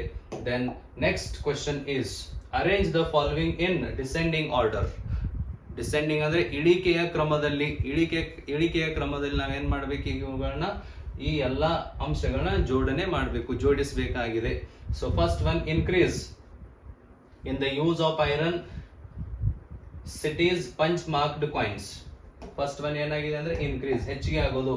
Iron ನ use ನಲ್ಲಿ ಆಗಿರ್ಬೋದು, ಪಟ್ಟಣ ಅಥವಾ ನಗರಗಳಾಗಿರ್ಬೋದು, ಅಥವಾ ಪಂಚ್ ಮಾರ್ಕ್ಡ್ ಕಾಯಿನ್ ಗಳನ್ನ ಬಳಕೆ ಮಾಡೋದ್ರಲ್ಲಿ ಹೆಚ್ಚಿಗೆ ಆಯ್ತು. That is the first one. And second one, beginning of the use of iron in the subcontinent. See, here also iron is there, increase is there, but here beginning of the use of iron. Then which one must come first? Here it is in descending order is there. So descending ಅಂದ್ರೆ ಇಳಿಕೆಯ ಕ್ರಮದಲ್ಲಿ. So this should come first and then it should come, right? Then next one, settlement in Arikmedu port. ಅಂದ್ರೆ ಅರಿಕಮೇಡು ಅನ್ನೋ ಬಂದರು ಇತ್ತು ಭಾರತದಲ್ಲಿ. ಯಾವಾಗ? ಭಾರತ ಉಪಖಂಡದಲ್ಲಿ. ಯಾವಾಗ ಅಂದ್ರೆ ಇದು ಪ್ರಾಚೀನ ಕಾಲದಲ್ಲಿ. So it was right, but the time we have to think. Then beginning of the composition of Sangam literature. Beginning of the composition of Sangam literature. So about this also. So that's why here the answer is C, D, A, B. Which one? C. First should come C, settlement of Arikmedu first. Then next one, beginning of the composition of Sangam literature. Sangam literature ಬಗ್ಗೆನೂ ಕೂಡ ನಾವು ನಮ್ಮ regular CTT coaching ನಲ್ಲಿ ಹೆಚ್ಚಿನದಾಗಿ ತಿಳ್ಕೊಳ್ಳೋಣ. And then third one is A, and fourth one is beginning of the use of iron in the continent. So that's why answer is, as I told you, that C, D, A, B. It is the right answer. C, D, A, B is the right answer in this. Then next one is Chola temples were the hub of religious, social and cultural life. ಅಂದ್ರೆ ಜನರ ಸಾಮಾಜಿಕ ಆಗಿರ್ಬೋದು ಅಥವಾ ಧಾರ್ಮಿಕ ಆಗಿರ್ಬೋದು ಅಥವಾ ಜನರ ಸಾಂಸ್ಕೃತಿಕ ಜೀವನದ ಪ್ರಮುಖ ಒಂದು ಅಂಶ ಯಾವ್ದಾಗಿತ್ತಂದ್ರೆ ಅದು, ಅಥವಾ ಅವುಗಳ ಪ್ರಮುಖ ಹಬ್ ಯಾವ್ದಾಗಿತ್ತಂದ್ರೆ ಅದು ಚೋಳ ಟೆಂಪಲ್ಸ್. ಅಂದ್ರೆ ಚೋಳರು ಕಟ್ಟಿಸಿದ ಟೆಂಪಲ್ ಗಳಾಗಿರ್ಬೋದು. Cholas, you know that Karikala Chola we call the founder of Cholas, and the most important point, the capital of Cholas, Tanjavuru, right? And they built a temple called Brihadishwara temple at Tanjavuru. Brihadishwara temple ನ ಯಾರು ಕಟ್ಟಿಸಿದ್ದಾರೆ? ಚೋಳರೇ ಕಟ್ಟಿಸಿದ್ದಾರೆ, ಅವರ ರಾಜಧಾನಿ ಆದಂತ ತಂಜಾವೂರಿನಲ್ಲಿ. So about that Chola temples are the hub of religious, social and cultural life. Yes, it is true only. ಅಂದ್ರೆ ಚೋಳರ ದೇವಸ್ಥಾನಗಳು ಜನರ ಸಾಮಾಜಿಕ ಆಗಿರ್ಬೋದು ಅಥವಾ ಜನರ ಧಾರ್ಮಿಕ ಆಗಿರ್ಬೋದು ಅಥವಾ ಸಾಂಸ್ಕೃತಿಕ ಜೀವನದ ಒಂದು ಪ್ರಮುಖ ಅಂಶವಾಗಿತ್ತು, ಅವುಗಳ ಪ್ರಮುಖ ಹಬ್ ಆಗಿತ್ತು. It is right option.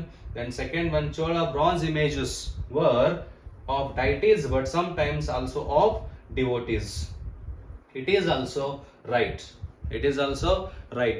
But the options are given. See, A is true, B is false, and option 2 A is false, but B is true. Option C, both A and B are true. B is the correct explanation of A. But option D is there. A and B are true, but B is not the correct explanation of A. So that's why here the answer is fourth one. Why the answer is fourth? Why? Because see here, it is the second statement is about Chola bronze images. ಅಂದ್ರೆ ಚೋಳರ ಕಂಚಿನ image ಗಳ ಬಗ್ಗೆ, ಮೂರ್ತಿಗಳ ಬಗ್ಗೆ second statement ಇದೆ. ಆದ್ರೆ first statement ಯಾವ್ದ್ರ ಬಗ್ಗೆ ಇದೆ ಅಂದ್ರೆ ಚೋಳರ ದೇವಸ್ಥಾನಗಳ ಬಗ್ಗೆ ಇದೆ. ಅಂದ್ರೆ ಒಂದಕ್ಕೊಂದು ಲಿಂಕ್ ಇಲ್ಲ ಇಲ್ಲಿ. ಈ ಎರಡು ಸ್ಟೇಟ್ಮೆಂಟ್ ಗಳ ಮಧ್ಯೆ ಯಾವುದೇ ಸಂಬಂಧವಿಲ್ಲ. ಅದಕ್ಕಾಗಿ ಆನ್ಸರ್ ಯಾವ್ದಾಗಿದೆ ಅಂದ್ರೆ both A and B are true, but B is not the correct answer of A. B ಏನಾಗಿಲ್ಲ ಅಂದ್ರೆ ಏನ ಕರೆಕ್ಟ್ ಎಕ್ಸ್ಪ್ಲಾನೇಷನ್ ಆಗಿಲ್ಲ, ಎಕ್ಸ್ಪ್ಲಾನೇಷನ್ ಅಲ್ಲಿ ತಪ್ಪಾಗಿದೆ. So that's why here the answer is fourth one. Then next one, now next one we will take up, that is question number 49. Statement A is given, so that's why about that we will see. First one, see, so first we will see that statement A. Yes, statement A is given. You can see here, just the authors of Tauriks during the Delhi Sultans advised on preserving an ideal social order based on birthright and gender distinctions. Taurik galu andre the scholars who wrote about the various sultans of Delhi sultanates, all those writers who were lived in their court, those writers were called, those writers writings were called as Tauriks. What were those called? ತಾವ್ರಿಕ್ಸ್ ಅಂತ ಅವುಗಳನ್ನ ಕರಿತೀವಿ. ವಿದ್ವಾಂಸರು, ಡೆಲ್ಲಿ ಸುಲ್ತಾನರ ಆಳ್ವಿಕೆಯಲ್ಲಿ ಅವರ ಆಸ್ಥಾನದಲ್ಲಿ ಇದ್ದಂತ ವಿದ್ವಾಂಸರು ಈ ಡೆಲ್ಲಿ ಸುಲ್ತಾನರ ಬಗ್ಗೆ ಹಲವಾರು ಅಂಶಗಳನ್ನ ಬರಿತಾ ಇದ್ರು. ಆ ಬರೆದಂತ ಅಂಶಗಳನ್ನ ನಾವು ತಾವ್ರಿಕ್ ಅಂತ ಕರಿತೀವಿ. ಸೊ ಅದ್ರ ಬಗ್ಗೆನೂ ಕೂಡ ನಮ್ಮ ಕ್ಲಾಸ್ಗಳಲ್ಲಿ ನಾವು ತಿಳ್ಕೊಳ್ಳೋಣ in the regular CTT coaching classes. Then second statement is about their ideas were shared by everybody. Their ideas were shared by everybody is their second one. ತಾವ್ರಿಕ್ ಏನ್ ಮಾಡ್ತಾ ಇದೆ ಅಂದ್ರೆ ತಾವ್ರಿಕ್ ಗಳ ಮೂಲಕ ಸ್ಕಾಲರ್ ಗಳು ಏನ್ ಮಾಡಿದ್ರು ಅಂದ್ರೆ ಆ ಪಂಡಿತರಾಗಿರ್ಬೋದು ಅಥವಾ ವಿದ್ವಾಂಸರು, ತಾವ್ರಿಕ್ ಗಳನ್ನ ಬರೆದ ವಿದ್ವಾಂಸರು ಏನ್ ಮಾಡಿದ್ರು ಅಂದ್ರೆ ಡೆಲ್ಲಿ ಸುಲ್ತಾನರಿಗೆ ಸಲಹೆಗಳನ್ನ ಅವರ ಬರವಣಿಗೆ ಮೂಲಕ ನೀಡ್ತಾ ಇದ್ದಾರೆ. ಯಾವ್ದ್ರ ಬಗ್ಗೆ ಅಂದ್ರೆ preserving ideal social order based on birth right and gender. Birth right ಹುಟ್ಟಿನ ಮೂಲಕನೇ ಪಡೆದುಕೊಂಡುವಂತ ಹಕ್ಕುಗಳ ಬಗ್ಗೆ ಹಾಗೂ ಜನ್ಮಸಿದ್ಧ ಹಕ್ಕುಗಳಂತ ಕರಿತೀವಿ. As well as gender discrimination, ಅಂದ್ರೆ ಆ ಜೆಂಡರ್ ಡಿಸ್ಟಿಂಕ್ಷನ್ ಗಳ ಬಗ್ಗೆನೂ ಕೂಡ ಏನಿತ್ತಂದ್ರೆ ಅವರಲ್ಲಿ ಕೆಲವೊಂದು ವಿಚಾರಗಳನ್ನ ಹೊಂದಿದ್ರು. ಅವುಗಳ ಬಗ್ಗೆ ಅವರು ರಾಜರಿಗೆ, ಡೆಲ್ಲಿ ಸುಲ್ತಾನರಿಗೆ ಏನ್ ಮಾಡ್ತಿದ್ರು ಅಂದ್ರೆ ಅವರು ಆ ವಿಷಯಗಳ ಬಗ್ಗೆ, ಬರ್ತ್ ರೈಟ್ ಹಾಗೂ ಜೆಂಡರ್ ಡಿಸ್ಟಿಂಕ್ಷನ್ ಬಗ್ಗೆ, ಅಂದ್ರೆ ಇಲ್ಲಿ ಲಿಂಗ ಆಧಾರಿತ ವಿಶೇಷತೆಗಳ ಬಗ್ಗೆ ಏನ್ ಮಾಡ್ತಾ ಇದ್ದಾರೆ ಅಂದ್ರೆ ಅವರು ಕೆಲವೊಂದು ಅಡ್ವೈಸ್ ಗಳನ್ನ ನೀಡ್ತಾ ಇದ್ರು. So yes, this is the right one. First option is ಅವರು ಸಲಹೆಗಳನ್ನ ನೀಡ್ತಾ ಇದ್ರು ಈ ಎರಡು ವಿಷಯಗಳ ಬಗ್ಗೆ, birth right and gender discrimination ಗಳ ಬಗ್ಗೆನೆ. But second one is not correct. So because their ideas were not at all shared by everybody, ಅವರ ವಿಚಾರಗಳು ಎಲ್ಲರಿಂದ ಶೇರ್ ಆಗಿರ್ಲಿಲ್ಲ. ಸೊ ಅದಕ್ಕಾಗಿ ಇಲ್ಲಿ ನಾವು ಬೇರೆ ಆನ್ಸರ್ ಅನ್ನ ನೋಡೋಣ. So the answer is A. The answer is A. I mean A is true but B is false. A ಏನಾಗಿದೆ ಸರಿಯಾಗಿದೆ ಹಾಗೂ ಬಿ ಏನಾಗಿದೆ ಅಂದ್ರೆ ಫಾಲ್ಸ್ ಆಗಿದೆ. So that's why this is the right answer. A is true but B is false. Then next one, question number 50. Razia Sultan, you know that during the time of Delhi Sultanate, see, first as you know that in 1206 Common Era, Qutbuddin Aibak established Delhi Sultanate Empire. Then as you know that slave dynasty was established by the Qutubuddin Aibak only, even that slave dynasty was known as Mamluk dynasty. ಪ್ರಥಮ ದೊರೆ ದಿಲ್ಲಿ ಸುಲ್ತಾನರ ಸಂಸ್ಥಾಪಕ ಯಾರಂದ್ರೆ ಅದು ಕುತುಬುದ್ದೀನ್ ಐಬಕ್. ಯಾವಾಗ ಅಂದ್ರೆ 1206ರಲ್ಲಿ ದಿಲ್ಲಿ ಸುಲ್ತಾನರ ಸಾಮ್ರಾಜ್ಯ ಉದಯವಾಯಿತು. ಪ್ರಥಮ ಅವುಗಳಲ್ಲಿ ರಾಜಮನೆತನ, ಮೊದಲ ರಾಜಮನೆತನ ಯಾವ್ದಂದ್ರೆ ಅದು ಸ್ಲೇವ್ ಡೈನಸ್ಟಿ, ಗುಲಾಮಿ ಸಂತತಿ ಅಂತಾನು ಕರಿತೀವಿ. ಅದನ್ನ ಮಮ್ಲುಕ್ ಸಂತತಿ ಅಥವಾ ಮಮ್ಲುಕ್ ಡೈನಸ್ಟಿ ಅಂತಾನು ಕೂಡ ನಾವು ಕರಿತೀವಿ. ಹಾಗೂ ಎರಡನೇ ದೊರೆ ಯಾರಂದ್ರೆ ದಿಲ್ಲಿ ಸುಲ್ತಾನರಲ್ಲಿ are in the slave dynasty is Iltutmish. Then after Iltutmish his daughter came to the rule and that daughter was Razia Sultan. That daughter was ಅಂದ್ರೆ ಇಲ್ತಮಿಶ್ ನ ಮಗಳು ಯಾರಂದ್ರೆ ರಜಿಯಾ ಸುಲ್ತಾನ್. ಇಲ್ತಮಿಶ್ ನ ನಂತರ ಆಳ್ವಿಕೆಗೆ ಯಾರು ಬರ್ತಾರೆ ಅಂದ್ರೆ ರಜಿಯಾ ಸುಲ್ತಾನ್ ಆಳ್ವಿಕೆಗೆ ಬರ್ತಾಳೆ. that too in 1236 common era and she was overthrown in 1240 common era. ಅಂದ್ರೆ ಅವಳನ್ನ ಸಿಂಹಾಸನದಿಂದ ಕೆಳಗೆ ಯಾವಾಗ ಇಳಿಸ್ತಾರೆ ಅಂದ್ರೆ 1240ರಲ್ಲಿ. So Razia changed here the statement, Razia changed her name on her inscriptions and pretended she was a men. ಅಂದ್ರೆ ರಜಿಯಾ ಏನ್ ಮಾಡ್ತಾಳೆ ಅಂದ್ರೆ ಇಲ್ಲಿ ಒಂದು ಸ್ಟೇಟ್ಮೆಂಟ್ ಇದೆ, ರಜಿಯಾ ಶಾಸನಗಳ ಮೇಲೆ ತನ್ನ ಹೆಸರನ್ನ ಬದಲಾವಣೆ ಮಾಡಿ ತಾನು ಗಂಡು ಅನ್ನೋ ರೀತಿ ಬಿಂಬಿಸ್ತಾ ಇದ್ಳು ಆ ಶಾಸನಗಳ ಮೂಲಕ ಅಂತ ಒಂದು ಹೇಳಿಕೆ ಇದೆ. But it is wrong only, she never did this. So that ಅವಳು ಈ ತರ ಮಾಡಿರ್ಲಿಲ್ಲ, ಅದಕ್ಕಾಗಿ ಇದು ತಪ್ಪಾಗಿದೆ. ಸೆಕೆಂಡ್ ಒನ್, ಆಥರ್ಸ್ ಆಫ್ ಟೌರಿಕ್ಸ್ used social and gender differences to argue that men are superior to women. ಈಗಾಗಲೇ ಒಂದು ಕ್ವಶನ್ ನೋಡಿದೀವಿ, ಹಾಗಾಗಿ ಇಲ್ಲಿ ಇದು ಸರಿಯಾದ ಸ್ಟೇಟ್ಮೆಂಟ್ ಆಗಿದೆ. ತಾವ್ರಿಕ್ಗಳ ಮೂಲಕ ವಿದ್ವಾಂಸರು ಜೆಂಡರ್ ಡಿಸ್ಕ್ರಿಮಿನೇಷನ್, ಲಿಂಗಾನುಪಾತ, ಲಿಂಗ ಆಧಾರಿತ ಲಿಂಗ ಭೇದದ ಬಗ್ಗೆ ಏನ್ ಮಾಡ್ತಾ ಇದ್ರು ಅಂದ್ರೆ ಅವರು ಹೇಳಿಕೆಗಳನ್ನ ಅಥವಾ ಸಲಹೆಗಳನ್ನ ರಾಜನಿಗೆ ನೀಡ್ತಾ ಇದ್ರು. ಅಂದ್ರೆ ಗಂಡು ಹೆಚ್ಚು ಹೆಣ್ಣು ಕಡಿಮೆ, men is superior than the women. So this statement, I mean this advice was given by the Taurik writers to whom? To the sultans of Delhi. So that's why here A is false and which one? B is true. This is the right answer. A ತಪ್ಪಾಗಿದೆ, A ಹೇಳಿಕೆ ತಪ್ಪಾಗಿದೆ, B ಹೇಳಿಕೆ ಸರಿಯಾಗಿದೆ. And these are not at all linked to one another, right? So here we can see that answer. So just one important point about this, as I already told you that answer is A is false and B is true. So this is the answer. And next one, now next about Akbar, I mean about the Mughals. As you know that this, I mean about the Mughals also we learn in our coaching. So statement A is there, say Akbar, Jahangir and Shahjahan followed the idea of Sul-e-Kul, I mean universal peace. Universal peace ಅನ್ನೋ ಒಂದು ಸಿದ್ಧಾಂತವನ್ನ ಅಕ್ಬರ್, ಜಹಾಂಗೀರ್ ಹಾಗೂ ಶಹಜಹಾನ್ ಏನ್ ಮಾಡಿದ್ರು ಅಂದ್ರೆ follow ಮಾಡಿದ್ರು ತಮ್ಮ ಆಡಳಿತದಲ್ಲಿ ಅನ್ನೋ ಹೇಳಿಕೆ ಇದೆ. And second one, Akbar's interactions with people connected with faiths made him realise that religious scholars who emphasised rituals and dogmas were often bigots. I mean ಎರಡನೇ ಹೇಳಿಕೆ ಏನಾಗಿದೆ, ಅಕ್ಬರ್ನ ಇಂಟ್ರಾಕ್ಷನ್ ಸಾಮಾನ್ಯ ಜನರ ಜೊತೆಗೆ ಅಕ್ಬರ್ ಯಾವಾಗ ಇಂಟ್ರಾಕ್ಟ್ ಮಾಡೋದಕ್ಕೆ ಪ್ರಾರಂಭ ಮಾಡಿದ ಅವಾಗ ಅಕ್ಬರ್ಗೆ ಒಂದು ರಿಯಲೈಸ್ ಆಯ್ತು, ಒಂದು ಗಮನಕ್ಕೆ ಏನ್ ಬಂತಂದ್ರೆ ರಿಲಿಜಿಯಸ್ ಸ್ಕಾಲರ್, ಧಾರ್ಮಿಕ ವಿದ್ವಾಂಸರು, ಪಂಡಿತರು ಯಾರ್ಯಾರು ರಿಚುವಲ್ಗಳ ಮೇಲೆ, ಪ್ರಾಕ್ಟೀಸ್ಗಳ ಮೇಲೆ ಅಂದ್ರೆ ಸಂಪ್ರದಾಯಗಳ ಮೇಲೆ ಅಥವಾ ಆಚರಣೆಗಳ ಮೇಲೆ ಹಾಗೂ ಹಲವಾರು ಅನ್ಕ್ವಶನೇಬಲ್ ಪ್ರಿನ್ಸಿಪಲ್ಗಳ ಬಗ್ಗೆ ಅಂದ್ರೆ ಪ್ರಶ್ನೆ ಮಾಡದೆ ಆಗದೆ ಇರುವಂತಹ ಕೆಲವೊಂದು ಆಚರಣೆಗಳನ್ನ ಮಾಡ್ತಾ ಇದ್ರು, ಅವುಗಳೆಲ್ಲ ತಪ್ಪು ಅನ್ನೋದು ಅಕ್ಬರ್ಗೆ ಯಾವಾಗ ರಿಯಲೈಸ್ ಆಯ್ತಂದ್ರೆ ಸಾಮಾನ್ಯರ ಜೊತೆಗೆ ಅಕ್ಬರ್ ಇಂಟ್ರಾಕ್ಷನ್ ಮಾಡಿದಾಗ ಅನ್ನೋ ಈ ಎರಡು ಹೇಳಿಕೆಗಳಿವೆ. ಸೊ ಈ ಹೇಳಿಕೆಯ answer right now it is in front of you, that the answer is C, both A and B are true and B is the reason for A. So answer ಇಲ್ಲಿ ಯಾವ್ದಾಗಿದೆ ಅಂದ್ರೆ ಅದು both A and B are true. ಈ ಹೇಳಿಕೆನೂ ಸರಿಯಾಗಿದೆ, ಈ ಹೇಳಿಕೆನೂ ಸರಿಯಾಗಿದೆ.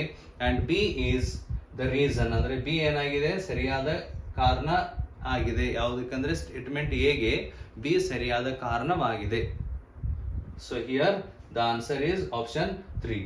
Then next one is here statement A is there, under Delhi Sultans, under the Delhi Sultanರ ಆಳ್ವಿಕೆಯಲ್ಲಿ and ಹಾಗೂ ಮುಘಲರ ಆಳ್ವಿಕೆಯಲ್ಲಿ the hierarchy between social classes decrease. ಅಂದ್ರೆ ಹೈರಾರ್ಕಿ, ಮೇಲು ಕೀಳು, ಸಮಾಜದಲ್ಲಿರುವ ಮೇಲು ಕೀಳು, ಜಾತಿ ಪದ್ಧತಿ ಕಡಿಮೆ ಆಯ್ತು ಅನ್ನೋ ಹೇಳಿಕೆ ಇದೆ. It is not true. I mean, it is false. Statement A is false because the social hierarchy in the society under Delhi Sultanates and the Mughals increased. ಸಾಮಾಜಿಕ ಅಸಮಾನತೆ ಹೆಚ್ಚಾಗಿತ್ತವಾಗ, ಕಡಿಮೆ ಆಗಿರಲಿಲ್ಲ, ಹೆಚ್ಚಾಗ್ತಾ ಇತ್ತು. And then statement B, the tribal societies were not divided into numerous unequal classes. These were not divided into numeral unequal classes ಅಂತ ಇದೆ. ಅಂದ್ರೆ tribal ಕಮ್ಯುನಿಟಿಗಳು, ಭಾರತದ ಹಲವಾರು ಜನಾಂಗಗಳು ಏನಾಗಿರ್ಲಿಲ್ಲ ಅಂದ್ರೆ ಡಿವೈಡ್ ಆಗಿರ್ಲಿಲ್ಲ, ಹಲವಾರು ಕ್ಲಾಸ್ಗಳಾಗಿ, ಹಲವಾರು ವರ್ಗಗಳಾಗಿ ವಿಂಗಡಣೆ, ಅಸಮಾನತೆಯ ವರ್ಗಗಳಾಗಿ ವಿಂಗಡಣೆ ಆಗಿರ್ಲಿಲ್ಲ ಅನ್ನೋ ಹೇಳಿಕೆ ಇಲ್ಲಿ ಇದೆ. So about this both the statements we will see, then we can come to the important point, I mean the answer of this. So here you can get the answer is A is false and B is true. ಇಲ್ಲಿ ಯಾವುದು ಸರಿಯಾದ ಉತ್ತರವಾಗಿದೆ ಅಂದ್ರೆ ಅದು A false ಆಗಿದೆ ಹಾಗೂ B ಸರಿಯಾಗಿದೆ. I mean the tribal societies were not divided into numerous unequal classes under Delhi Sultanates and Mughals, but the social hierarchy between various social classes increased in India. ಇದು ತಪ್ಪಾದ ಹೇಳಿಕೆ ಆಗಿದೆ, ಇದು ಸರಿಯಾದ ಹೇಳಿಕೆ ಆಗಿದೆ. So that's why A is false and B is true is the right answer. Then next one is Bahadur Shah Zafar. See, it is this question is about the first war of Indian independence. ಭಾರತದ ಪ್ರಥಮ ಸ್ವಾತಂತ್ರ್ಯ ಸಂಗ್ರಾಮದ ಬಗ್ಗೆನೂ ಕೂಡ ಒಂದು question ಇದೆ ಈ 2021 ಜನವರಿಯಲ್ಲಿ ನಡೆದಂತ CTET ಎಕ್ಸಾಮಿನೇಷನ್ ಅಲ್ಲಿ. ಆ ಕ್ವಶನ್ ಇಲ್ಲಿದೆ. So that is Bahadur Shah Zafar.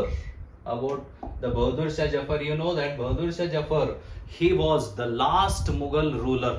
ಅಂದ್ರೆ ಮುಘಲರ ಕೊನೆಯ ದೊರೆ ಯಾರು ಅಂದ್ರೆ Bahadur Shah Zafar. You know that the founder of Mughals, Babur ಏನಾಗಿದ್ದಾನೆ ಅಂದ್ರೆ ಮುಘಲರ ಸಂಸ್ಥಾಪಕ ಆಗಿದ್ದ. ಹಾಗೆ ಮುಘಲರ ಕೊನೆಯ ದೊರೆ ಯಾರು ಅಂದ್ರೆ ಅದು Bahadur Shah Zafar. So Bahadur Shah Zafar wrote letters to all the chiefs and rulers to organize a confederacy, ಅಂದ್ರೆ ಒಂದು ಒಕ್ಕೂಟ, confederacy of Indian states to fight the British. To fight against the British, Bahadur Shah Zafar wrote letters to various chiefs and rulers of various Indian provinces to make one confederacy, to make one unity of Indian rulers and to fight against the British. ಬ್ರಿಟಿಷರ ವಿರುದ್ಧ ಹೋರಾಟ ಮಾಡೋದಕ್ಕೆ ಬಹದ್ದೂರ್ ಶಾ ಜಫರ್ 1857ರಲ್ಲಿ ಲೆಟರ್ಗಳನ್ನ, ಪತ್ರಗಳನ್ನ ಭಾರತದ ಹಲವಾರು ಸಂಸ್ಥಾನಗಳಿಗೆ ಬರೀತಾನೆ. ಇದರ ಮೂಲಕ ಬಹದ್ದೂರ್ ಶಾ ಜಫರ್ ಏನ್ ಮಾಡ್ತಾನೆ ಅಂದ್ರೆ ತಮ್ಮದೇ ಆದ ಭಾರತೀಯ ರಾಜರ ಒಂದು ಒಕ್ಕೂಟವನ್ನ ಸ್ಥಾಪಿಸುವುದರ ಮೂಲಕ ಬ್ರಿಟಿಷರನ್ನ ಸೋಲಿಸಬೇಕು, ಬ್ರಿಟಿಷರ ಆಳ್ವಿಕೆಯನ್ನ ಕೊನೆಗಾಣಿಸಬೇಕು ಅನ್ನೋ ತೀರ್ಮಾನಕ್ಕೆ ಬಂದಿರ್ತಾನೆ. So this statement is right only. He wrote letters, yes, and he got huge response. And what were the consequences of writing these letters and supporting the soldiers or sepoys of India and supporting the 1857 revolt? About all these we will learn particularly in our regular CTET coaching classes. So this statement is right. Second one, Bahadur Shah Zafar's decision to bless the rebellion of 1857 changed the entire situation dramatically. Yes, Bahadur Shah Zafar ಬರೆದಂತ ಪತ್ರಗಳು 1857ರಲ್ಲಿ ಆದಂತ ದಂಗೆಯ ಚಿತ್ರಣವನ್ನೇ ಬದಲು ಮಾಡಿತ್ತು. ಇದು ಕೂಡ ಸರಿಯಾಗಿದೆ. So here the answer we can find that is the third one. Why third one? Because see, both A and B are true and B was ensured because of A. Bahadur Shah Zafar ಯಾವ ತರ ಭಾರತದ ಪ್ರಥಮ ಸ್ವಾತಂತ್ರ್ಯ ಸಂಗ್ರಾಮಕ್ಕೆ ತನ್ನ ಬೆಂಬಲವನ್ನ ನೀಡಿದ ಅಂದ್ರೆ ಯಾವ ತರ ಅಂದ್ರೆ ಅದು ಇಲ್ಲಿ ನಿಮ್ ಮುಂದೆ ಇದೆ. ಸೊ ಅಂದ್ರೆ ಭಾರತೀಯರ ಹೋರಾಟವನ್ನ ಸಪೋರ್ಟ್ ಮಾಡೋದಕ್ಕೆ ಇಲ್ಲಿ ಹೋರಾಟದ ಬಗ್ಗೆ ಇದೆ, ಹಾಗೂ ಇಲ್ಲಿ ಯಾವ ತರ ಸಪೋರ್ಟ್ ಮಾಡಿದ ಅಂದ್ರೆ ಲೆಟರ್ಗಳನ್ನ ಹಲವಾರು ಭಾರತೀಯ ಸಂಸ್ಥಾನಗಳಿಗೆ ಬರೆಯೋದ್ರ ಮೂಲಕ. So that's why the answer is both A and B are true. B was ensured because of A. ಇದನ್ನ ಬರೆಯೋದ್ರ ಮೂಲಕನೇ ಅವನು ತಾನು ಭಾರತದ ಸ್ವಾತಂತ್ರ್ಯ ಸಂಗ್ರಾಮದಲ್ಲಿ ಇದ್ದೇನೆ, ಭಾರತದ ಸ್ವಾತಂತ್ರ್ಯ ಸಂಗ್ರಾಮಕ್ಕೆ ನನ್ನ ಬೆಂಬಲ ಇದೆ ಅನ್ನೋದನ್ನ ಎನ್ಶೂರ್, ಗ್ಯಾರಂಟಿ ನೀಡೋ ತರ ಆಗಿದ್ದು ಯಾವಾಗ ಅಂದ್ರೆ ಲೆಟರ್ ಬರೆಯೋದ್ರ ಮೂಲಕ. ಅದಕ್ಕಾಗಿ ಆನ್ಸರ್ ಯಾವ್ದಾಗಿದೆ ಅಂದ್ರೆ ಇಲ್ಲಿ both A and B are true and B was ensured because of A. So the next one, which of the following is false in context of women caste and reform during the colonial period? ಅಂದ್ರೆ ಬ್ರಿಟಿಷರ ಆಳ್ವಿಕೆಯಲ್ಲಿ colonial period ನಲ್ಲಿ ಈ 4 ಹೇಳಿಕೆಗಳಲ್ಲಿ ಯಾವುದು ತಪ್ಪಾಗಿದೆ ಅನ್ನೋದನ್ನ ನಾವಿಲ್ಲಿ ಕಂಡುಹಿಡಿಯಬೇಕಾಗಿದೆ. C, Pandita Ramabai founded the widows home at Poona. Yes, it is true. ಇದು ಸರಿಯಾದ ಹೇಳಿಕೆನೇ ಆಗಿದೆ.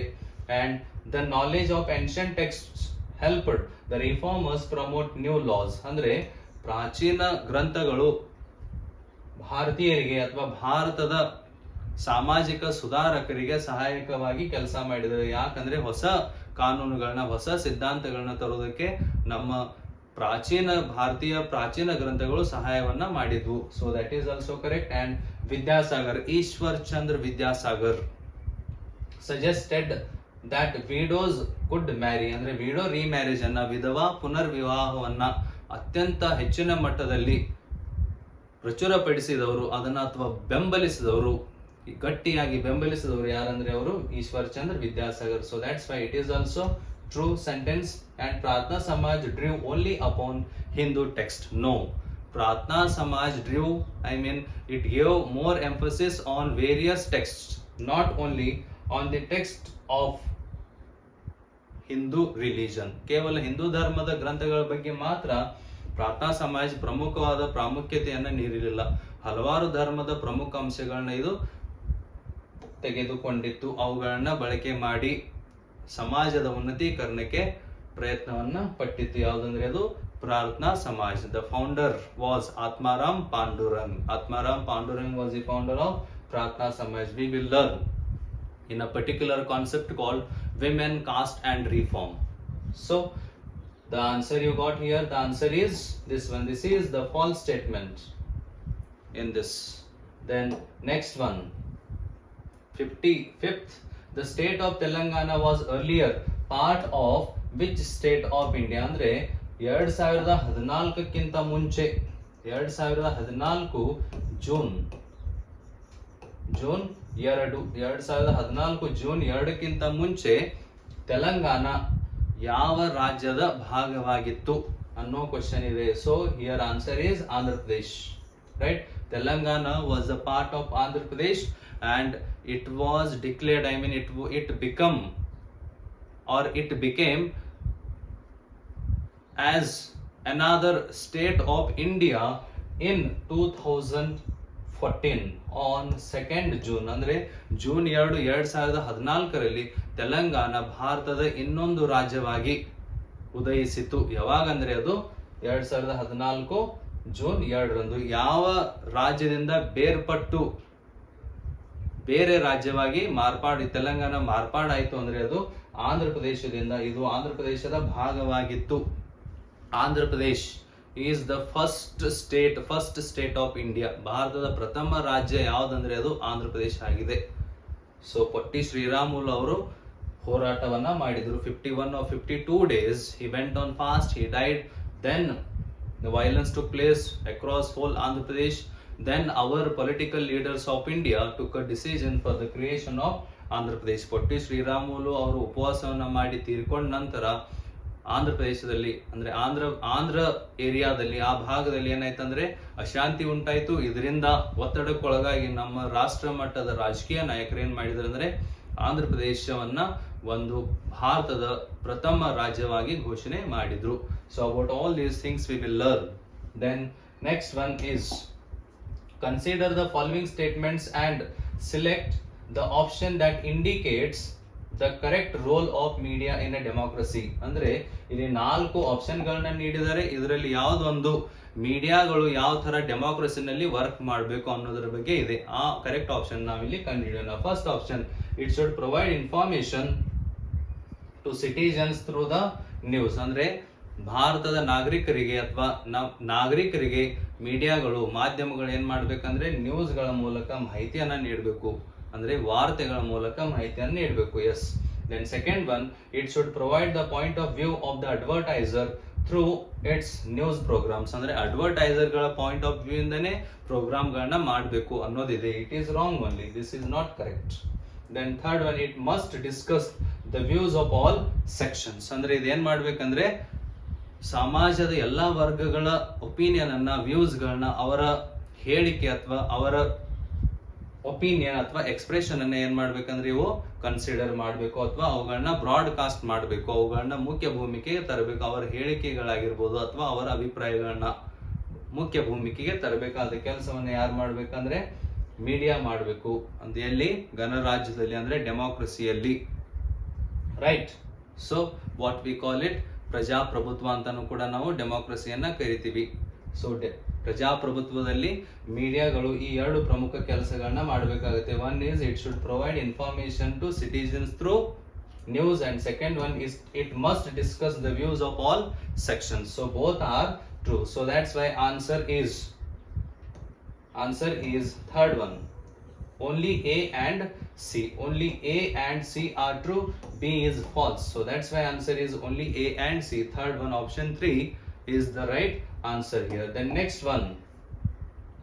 Which of the following advertisements is not an example of gender stereotype? ಅಂದ್ರೆ gender stereotype ಅಂತ ಇದೆ. ಅಂದ್ರೆ ಹೆಣ್ಣು ಗಂಡಿನ ಮಧ್ಯೆ ಹಲವಾರು ವ್ಯತ್ಯಾಸಗಳನ್ನ ನಾವು ಕ್ರಿಯೇಟ್ ಮಾಡಿದೀವಿ. For example, boy baby, we feel that a boy baby should be given bat ball to play.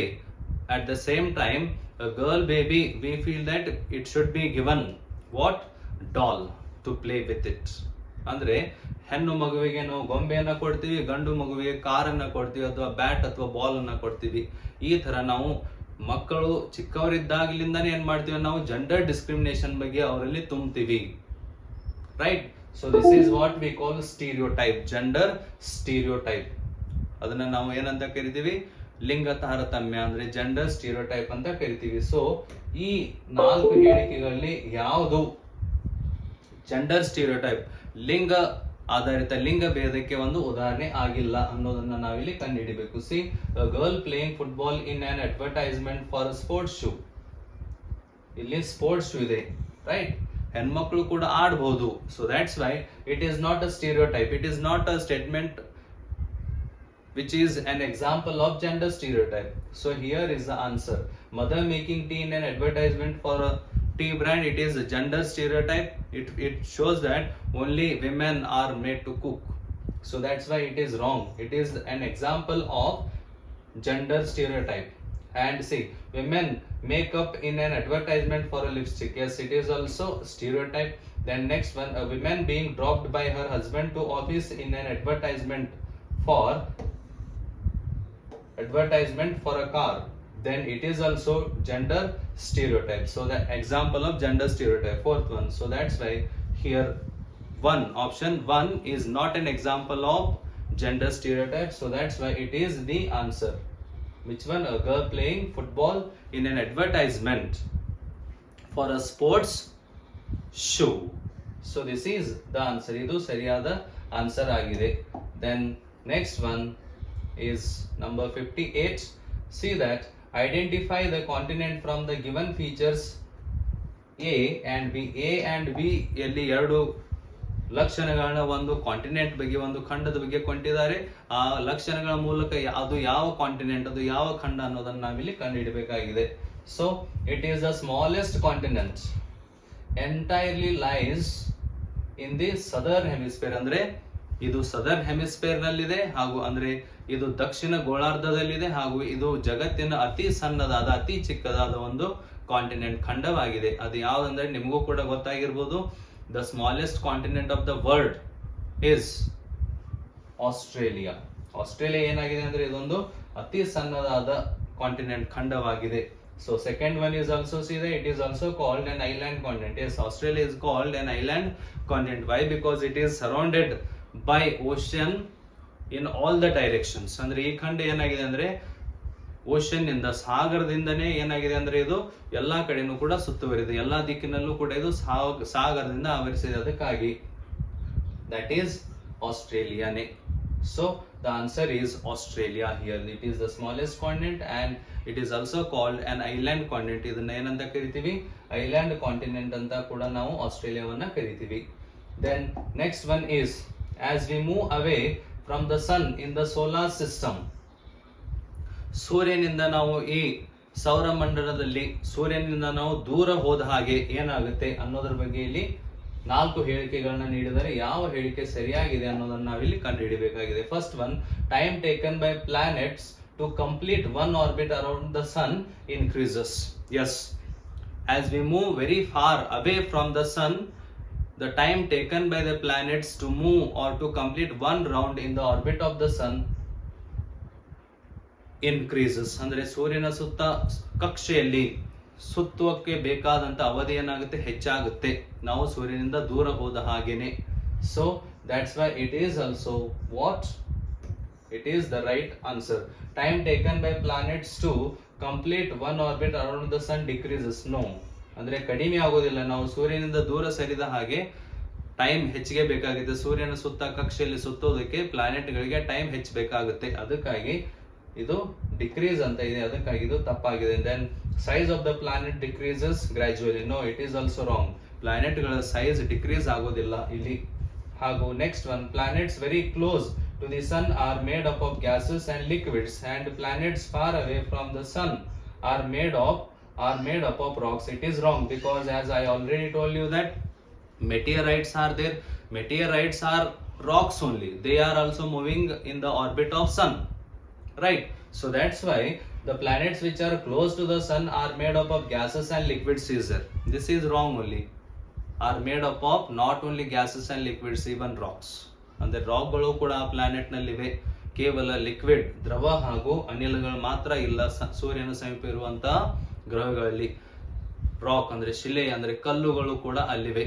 ಅದಕ್ಕಾಗಿ ಇದು ಕೂಡ ತಪ್ಪಾಗಿದೆ. So that's why answer is only option number 1 is right. Option number 1 is a right answer here, because time taken by planets to complete one orbit around the sun increases as we go far away from the sun. ಸೂರ್ಯನಿಂದ ದೂರ ಸರಿದ ಹಾಗೆ ಗ್ರಹಗಳು ದೂರ ಸರಿದ ಹಾಗೆ ಸೂರ್ಯನಿಂದ ದೂರ ಸರಿದಾಗ ಏನಾಗುತ್ತೆ ಅಂದ್ರೆ ಅವುಗಳಿಗೆ ಸೂರ್ಯನ ಸುತ್ತುವುದಕ್ಕೆ ಕಕ್ಷೆಯಲ್ಲಿ ಸುತ್ತುವುದಕ್ಕೆ ಬೇಕಾಗಿರುವಂತ ಸಮಯ ಹೆಚ್ಚಿಗೆ ಆಗುತ್ತೆ. So that's why the answer is first one, option 1. Then next, last here that we have taken, I mean the 13th question here. This is, so that is, see, imagine if the earth is not inclined towards the plane in its orbit. ಅಂದ್ರೆ ಸೂರ್ಯ ಅಂದ್ರೆ ಭೂಮಿ ಬಾಗಿರ್ಲಿಲ್ಲ ಅಂದ್ರೆ, ಭೂಮಿ ಬಾಗುತ್ತೆ ನಿಮಗೂ ಗೊತ್ತಿರಬಹುದು. Summer solstice ಹಾಗೂ winter solstice ಅಂತ ಇವುಗಳನ್ನ ನಾವು ಕರಿತೀವಿ. ಇವುಗಳ ಬಗ್ಗೆ ನಮ್ಮ ರೆಗ್ಯುಲರ್ CTET ಕ್ಲಾಸಸ್ ಗಳಲ್ಲಿ ನಾವು ಇನ್ ಡೀಟೇಲ್ ಆಗಿ ಕಲಿಯೋಣ. Then see, imagine if the earth is not inclined towards the plane of its orbit, then ಸೂರ್ಯ ಬಾಗಿರ್ಲಿಲ್ಲ ಅಂದ್ರೆ ಆರ್ಬಿಟ್ ನಲ್ಲಿ ಕಕ್ಷೆಯಲ್ಲಿ ಬಾಗಿರ್ಲಿಲ್ಲ ಅಂದ್ರೆ ಏನಾಗ್ತಾ ಇತ್ತು ಅನ್ನೋದ್ರ ಬಗ್ಗೆ ಇಲ್ಲಿ ಕೆಲವೊಂದು ಹೇಳಿಕೆಗಳನ್ನ ನೀಡಿದ್ದಾರೆ. ಯಾವುದು ಸರಿ ಅನ್ನೋದನ್ನ ನಾವಿಲ್ಲಿ ತಿಳ್ಕೊಳ್ಬೇಕು. So option A, the circle of illumination will match with longitudinal lines, and second one, the circle of illumination will match with the latitudinal lines. It is wrong. It is not about latitude, it is about longitudes. These are the lines of longitudes we call, right? Then next one, see, next one I am telling you, there will be no seasonal variation in a particular region. Then fourth one, there will be more seasonal variation in a particular region. ಅಂದ್ರೆ ಸೀಸನ್ಗಳ variation ಆಗ್ತಾ ಇರಲಿಲ್ಲ ಹಲವಾರು ರೀಜನ್ಗಳಲ್ಲಿ ಅಥವಾ ಹಲವಾರು ಪ್ರದೇಶಗಳಲ್ಲಿ. ಕಾಲದ ವ್ಯತ್ಯಾಸಗಳೇ ಗೊತ್ತಾಗ್ತಾ ಇರಲಿಲ್ಲ ಯಾವಾಗ ಭೂಮಿ ಬಾಗಿರ್ಲಿಲ್ಲ ಅಂದ್ರೆ. ಎಷ್ಟು ಡಿಗ್ರಿ ಬಾಗಿದೆ, ಯಾಕೆ ಬಾಗಿದೆ, ಸರ್ಕಲ್ ಆಫ್ ಇಲ್ಯುಮಿನೇಷನ್ ಅಂದ್ರೆ ಏನು, ಇದ್ರ ಬಗ್ಗೆ ನಾವು ಸಂಪೂರ್ಣವಾದ ಮಾಹಿತಿಯನ್ನು ನಮ್ಮ ರೆಗ್ಯುಲರ್ ಕ್ಲಾಸ್ಗಳಲ್ಲಿ ತಿಳ್ಕೊಳ್ಳೋಣ.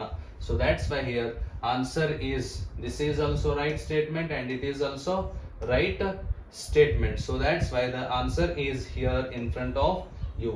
Answer is option first. A and C are the right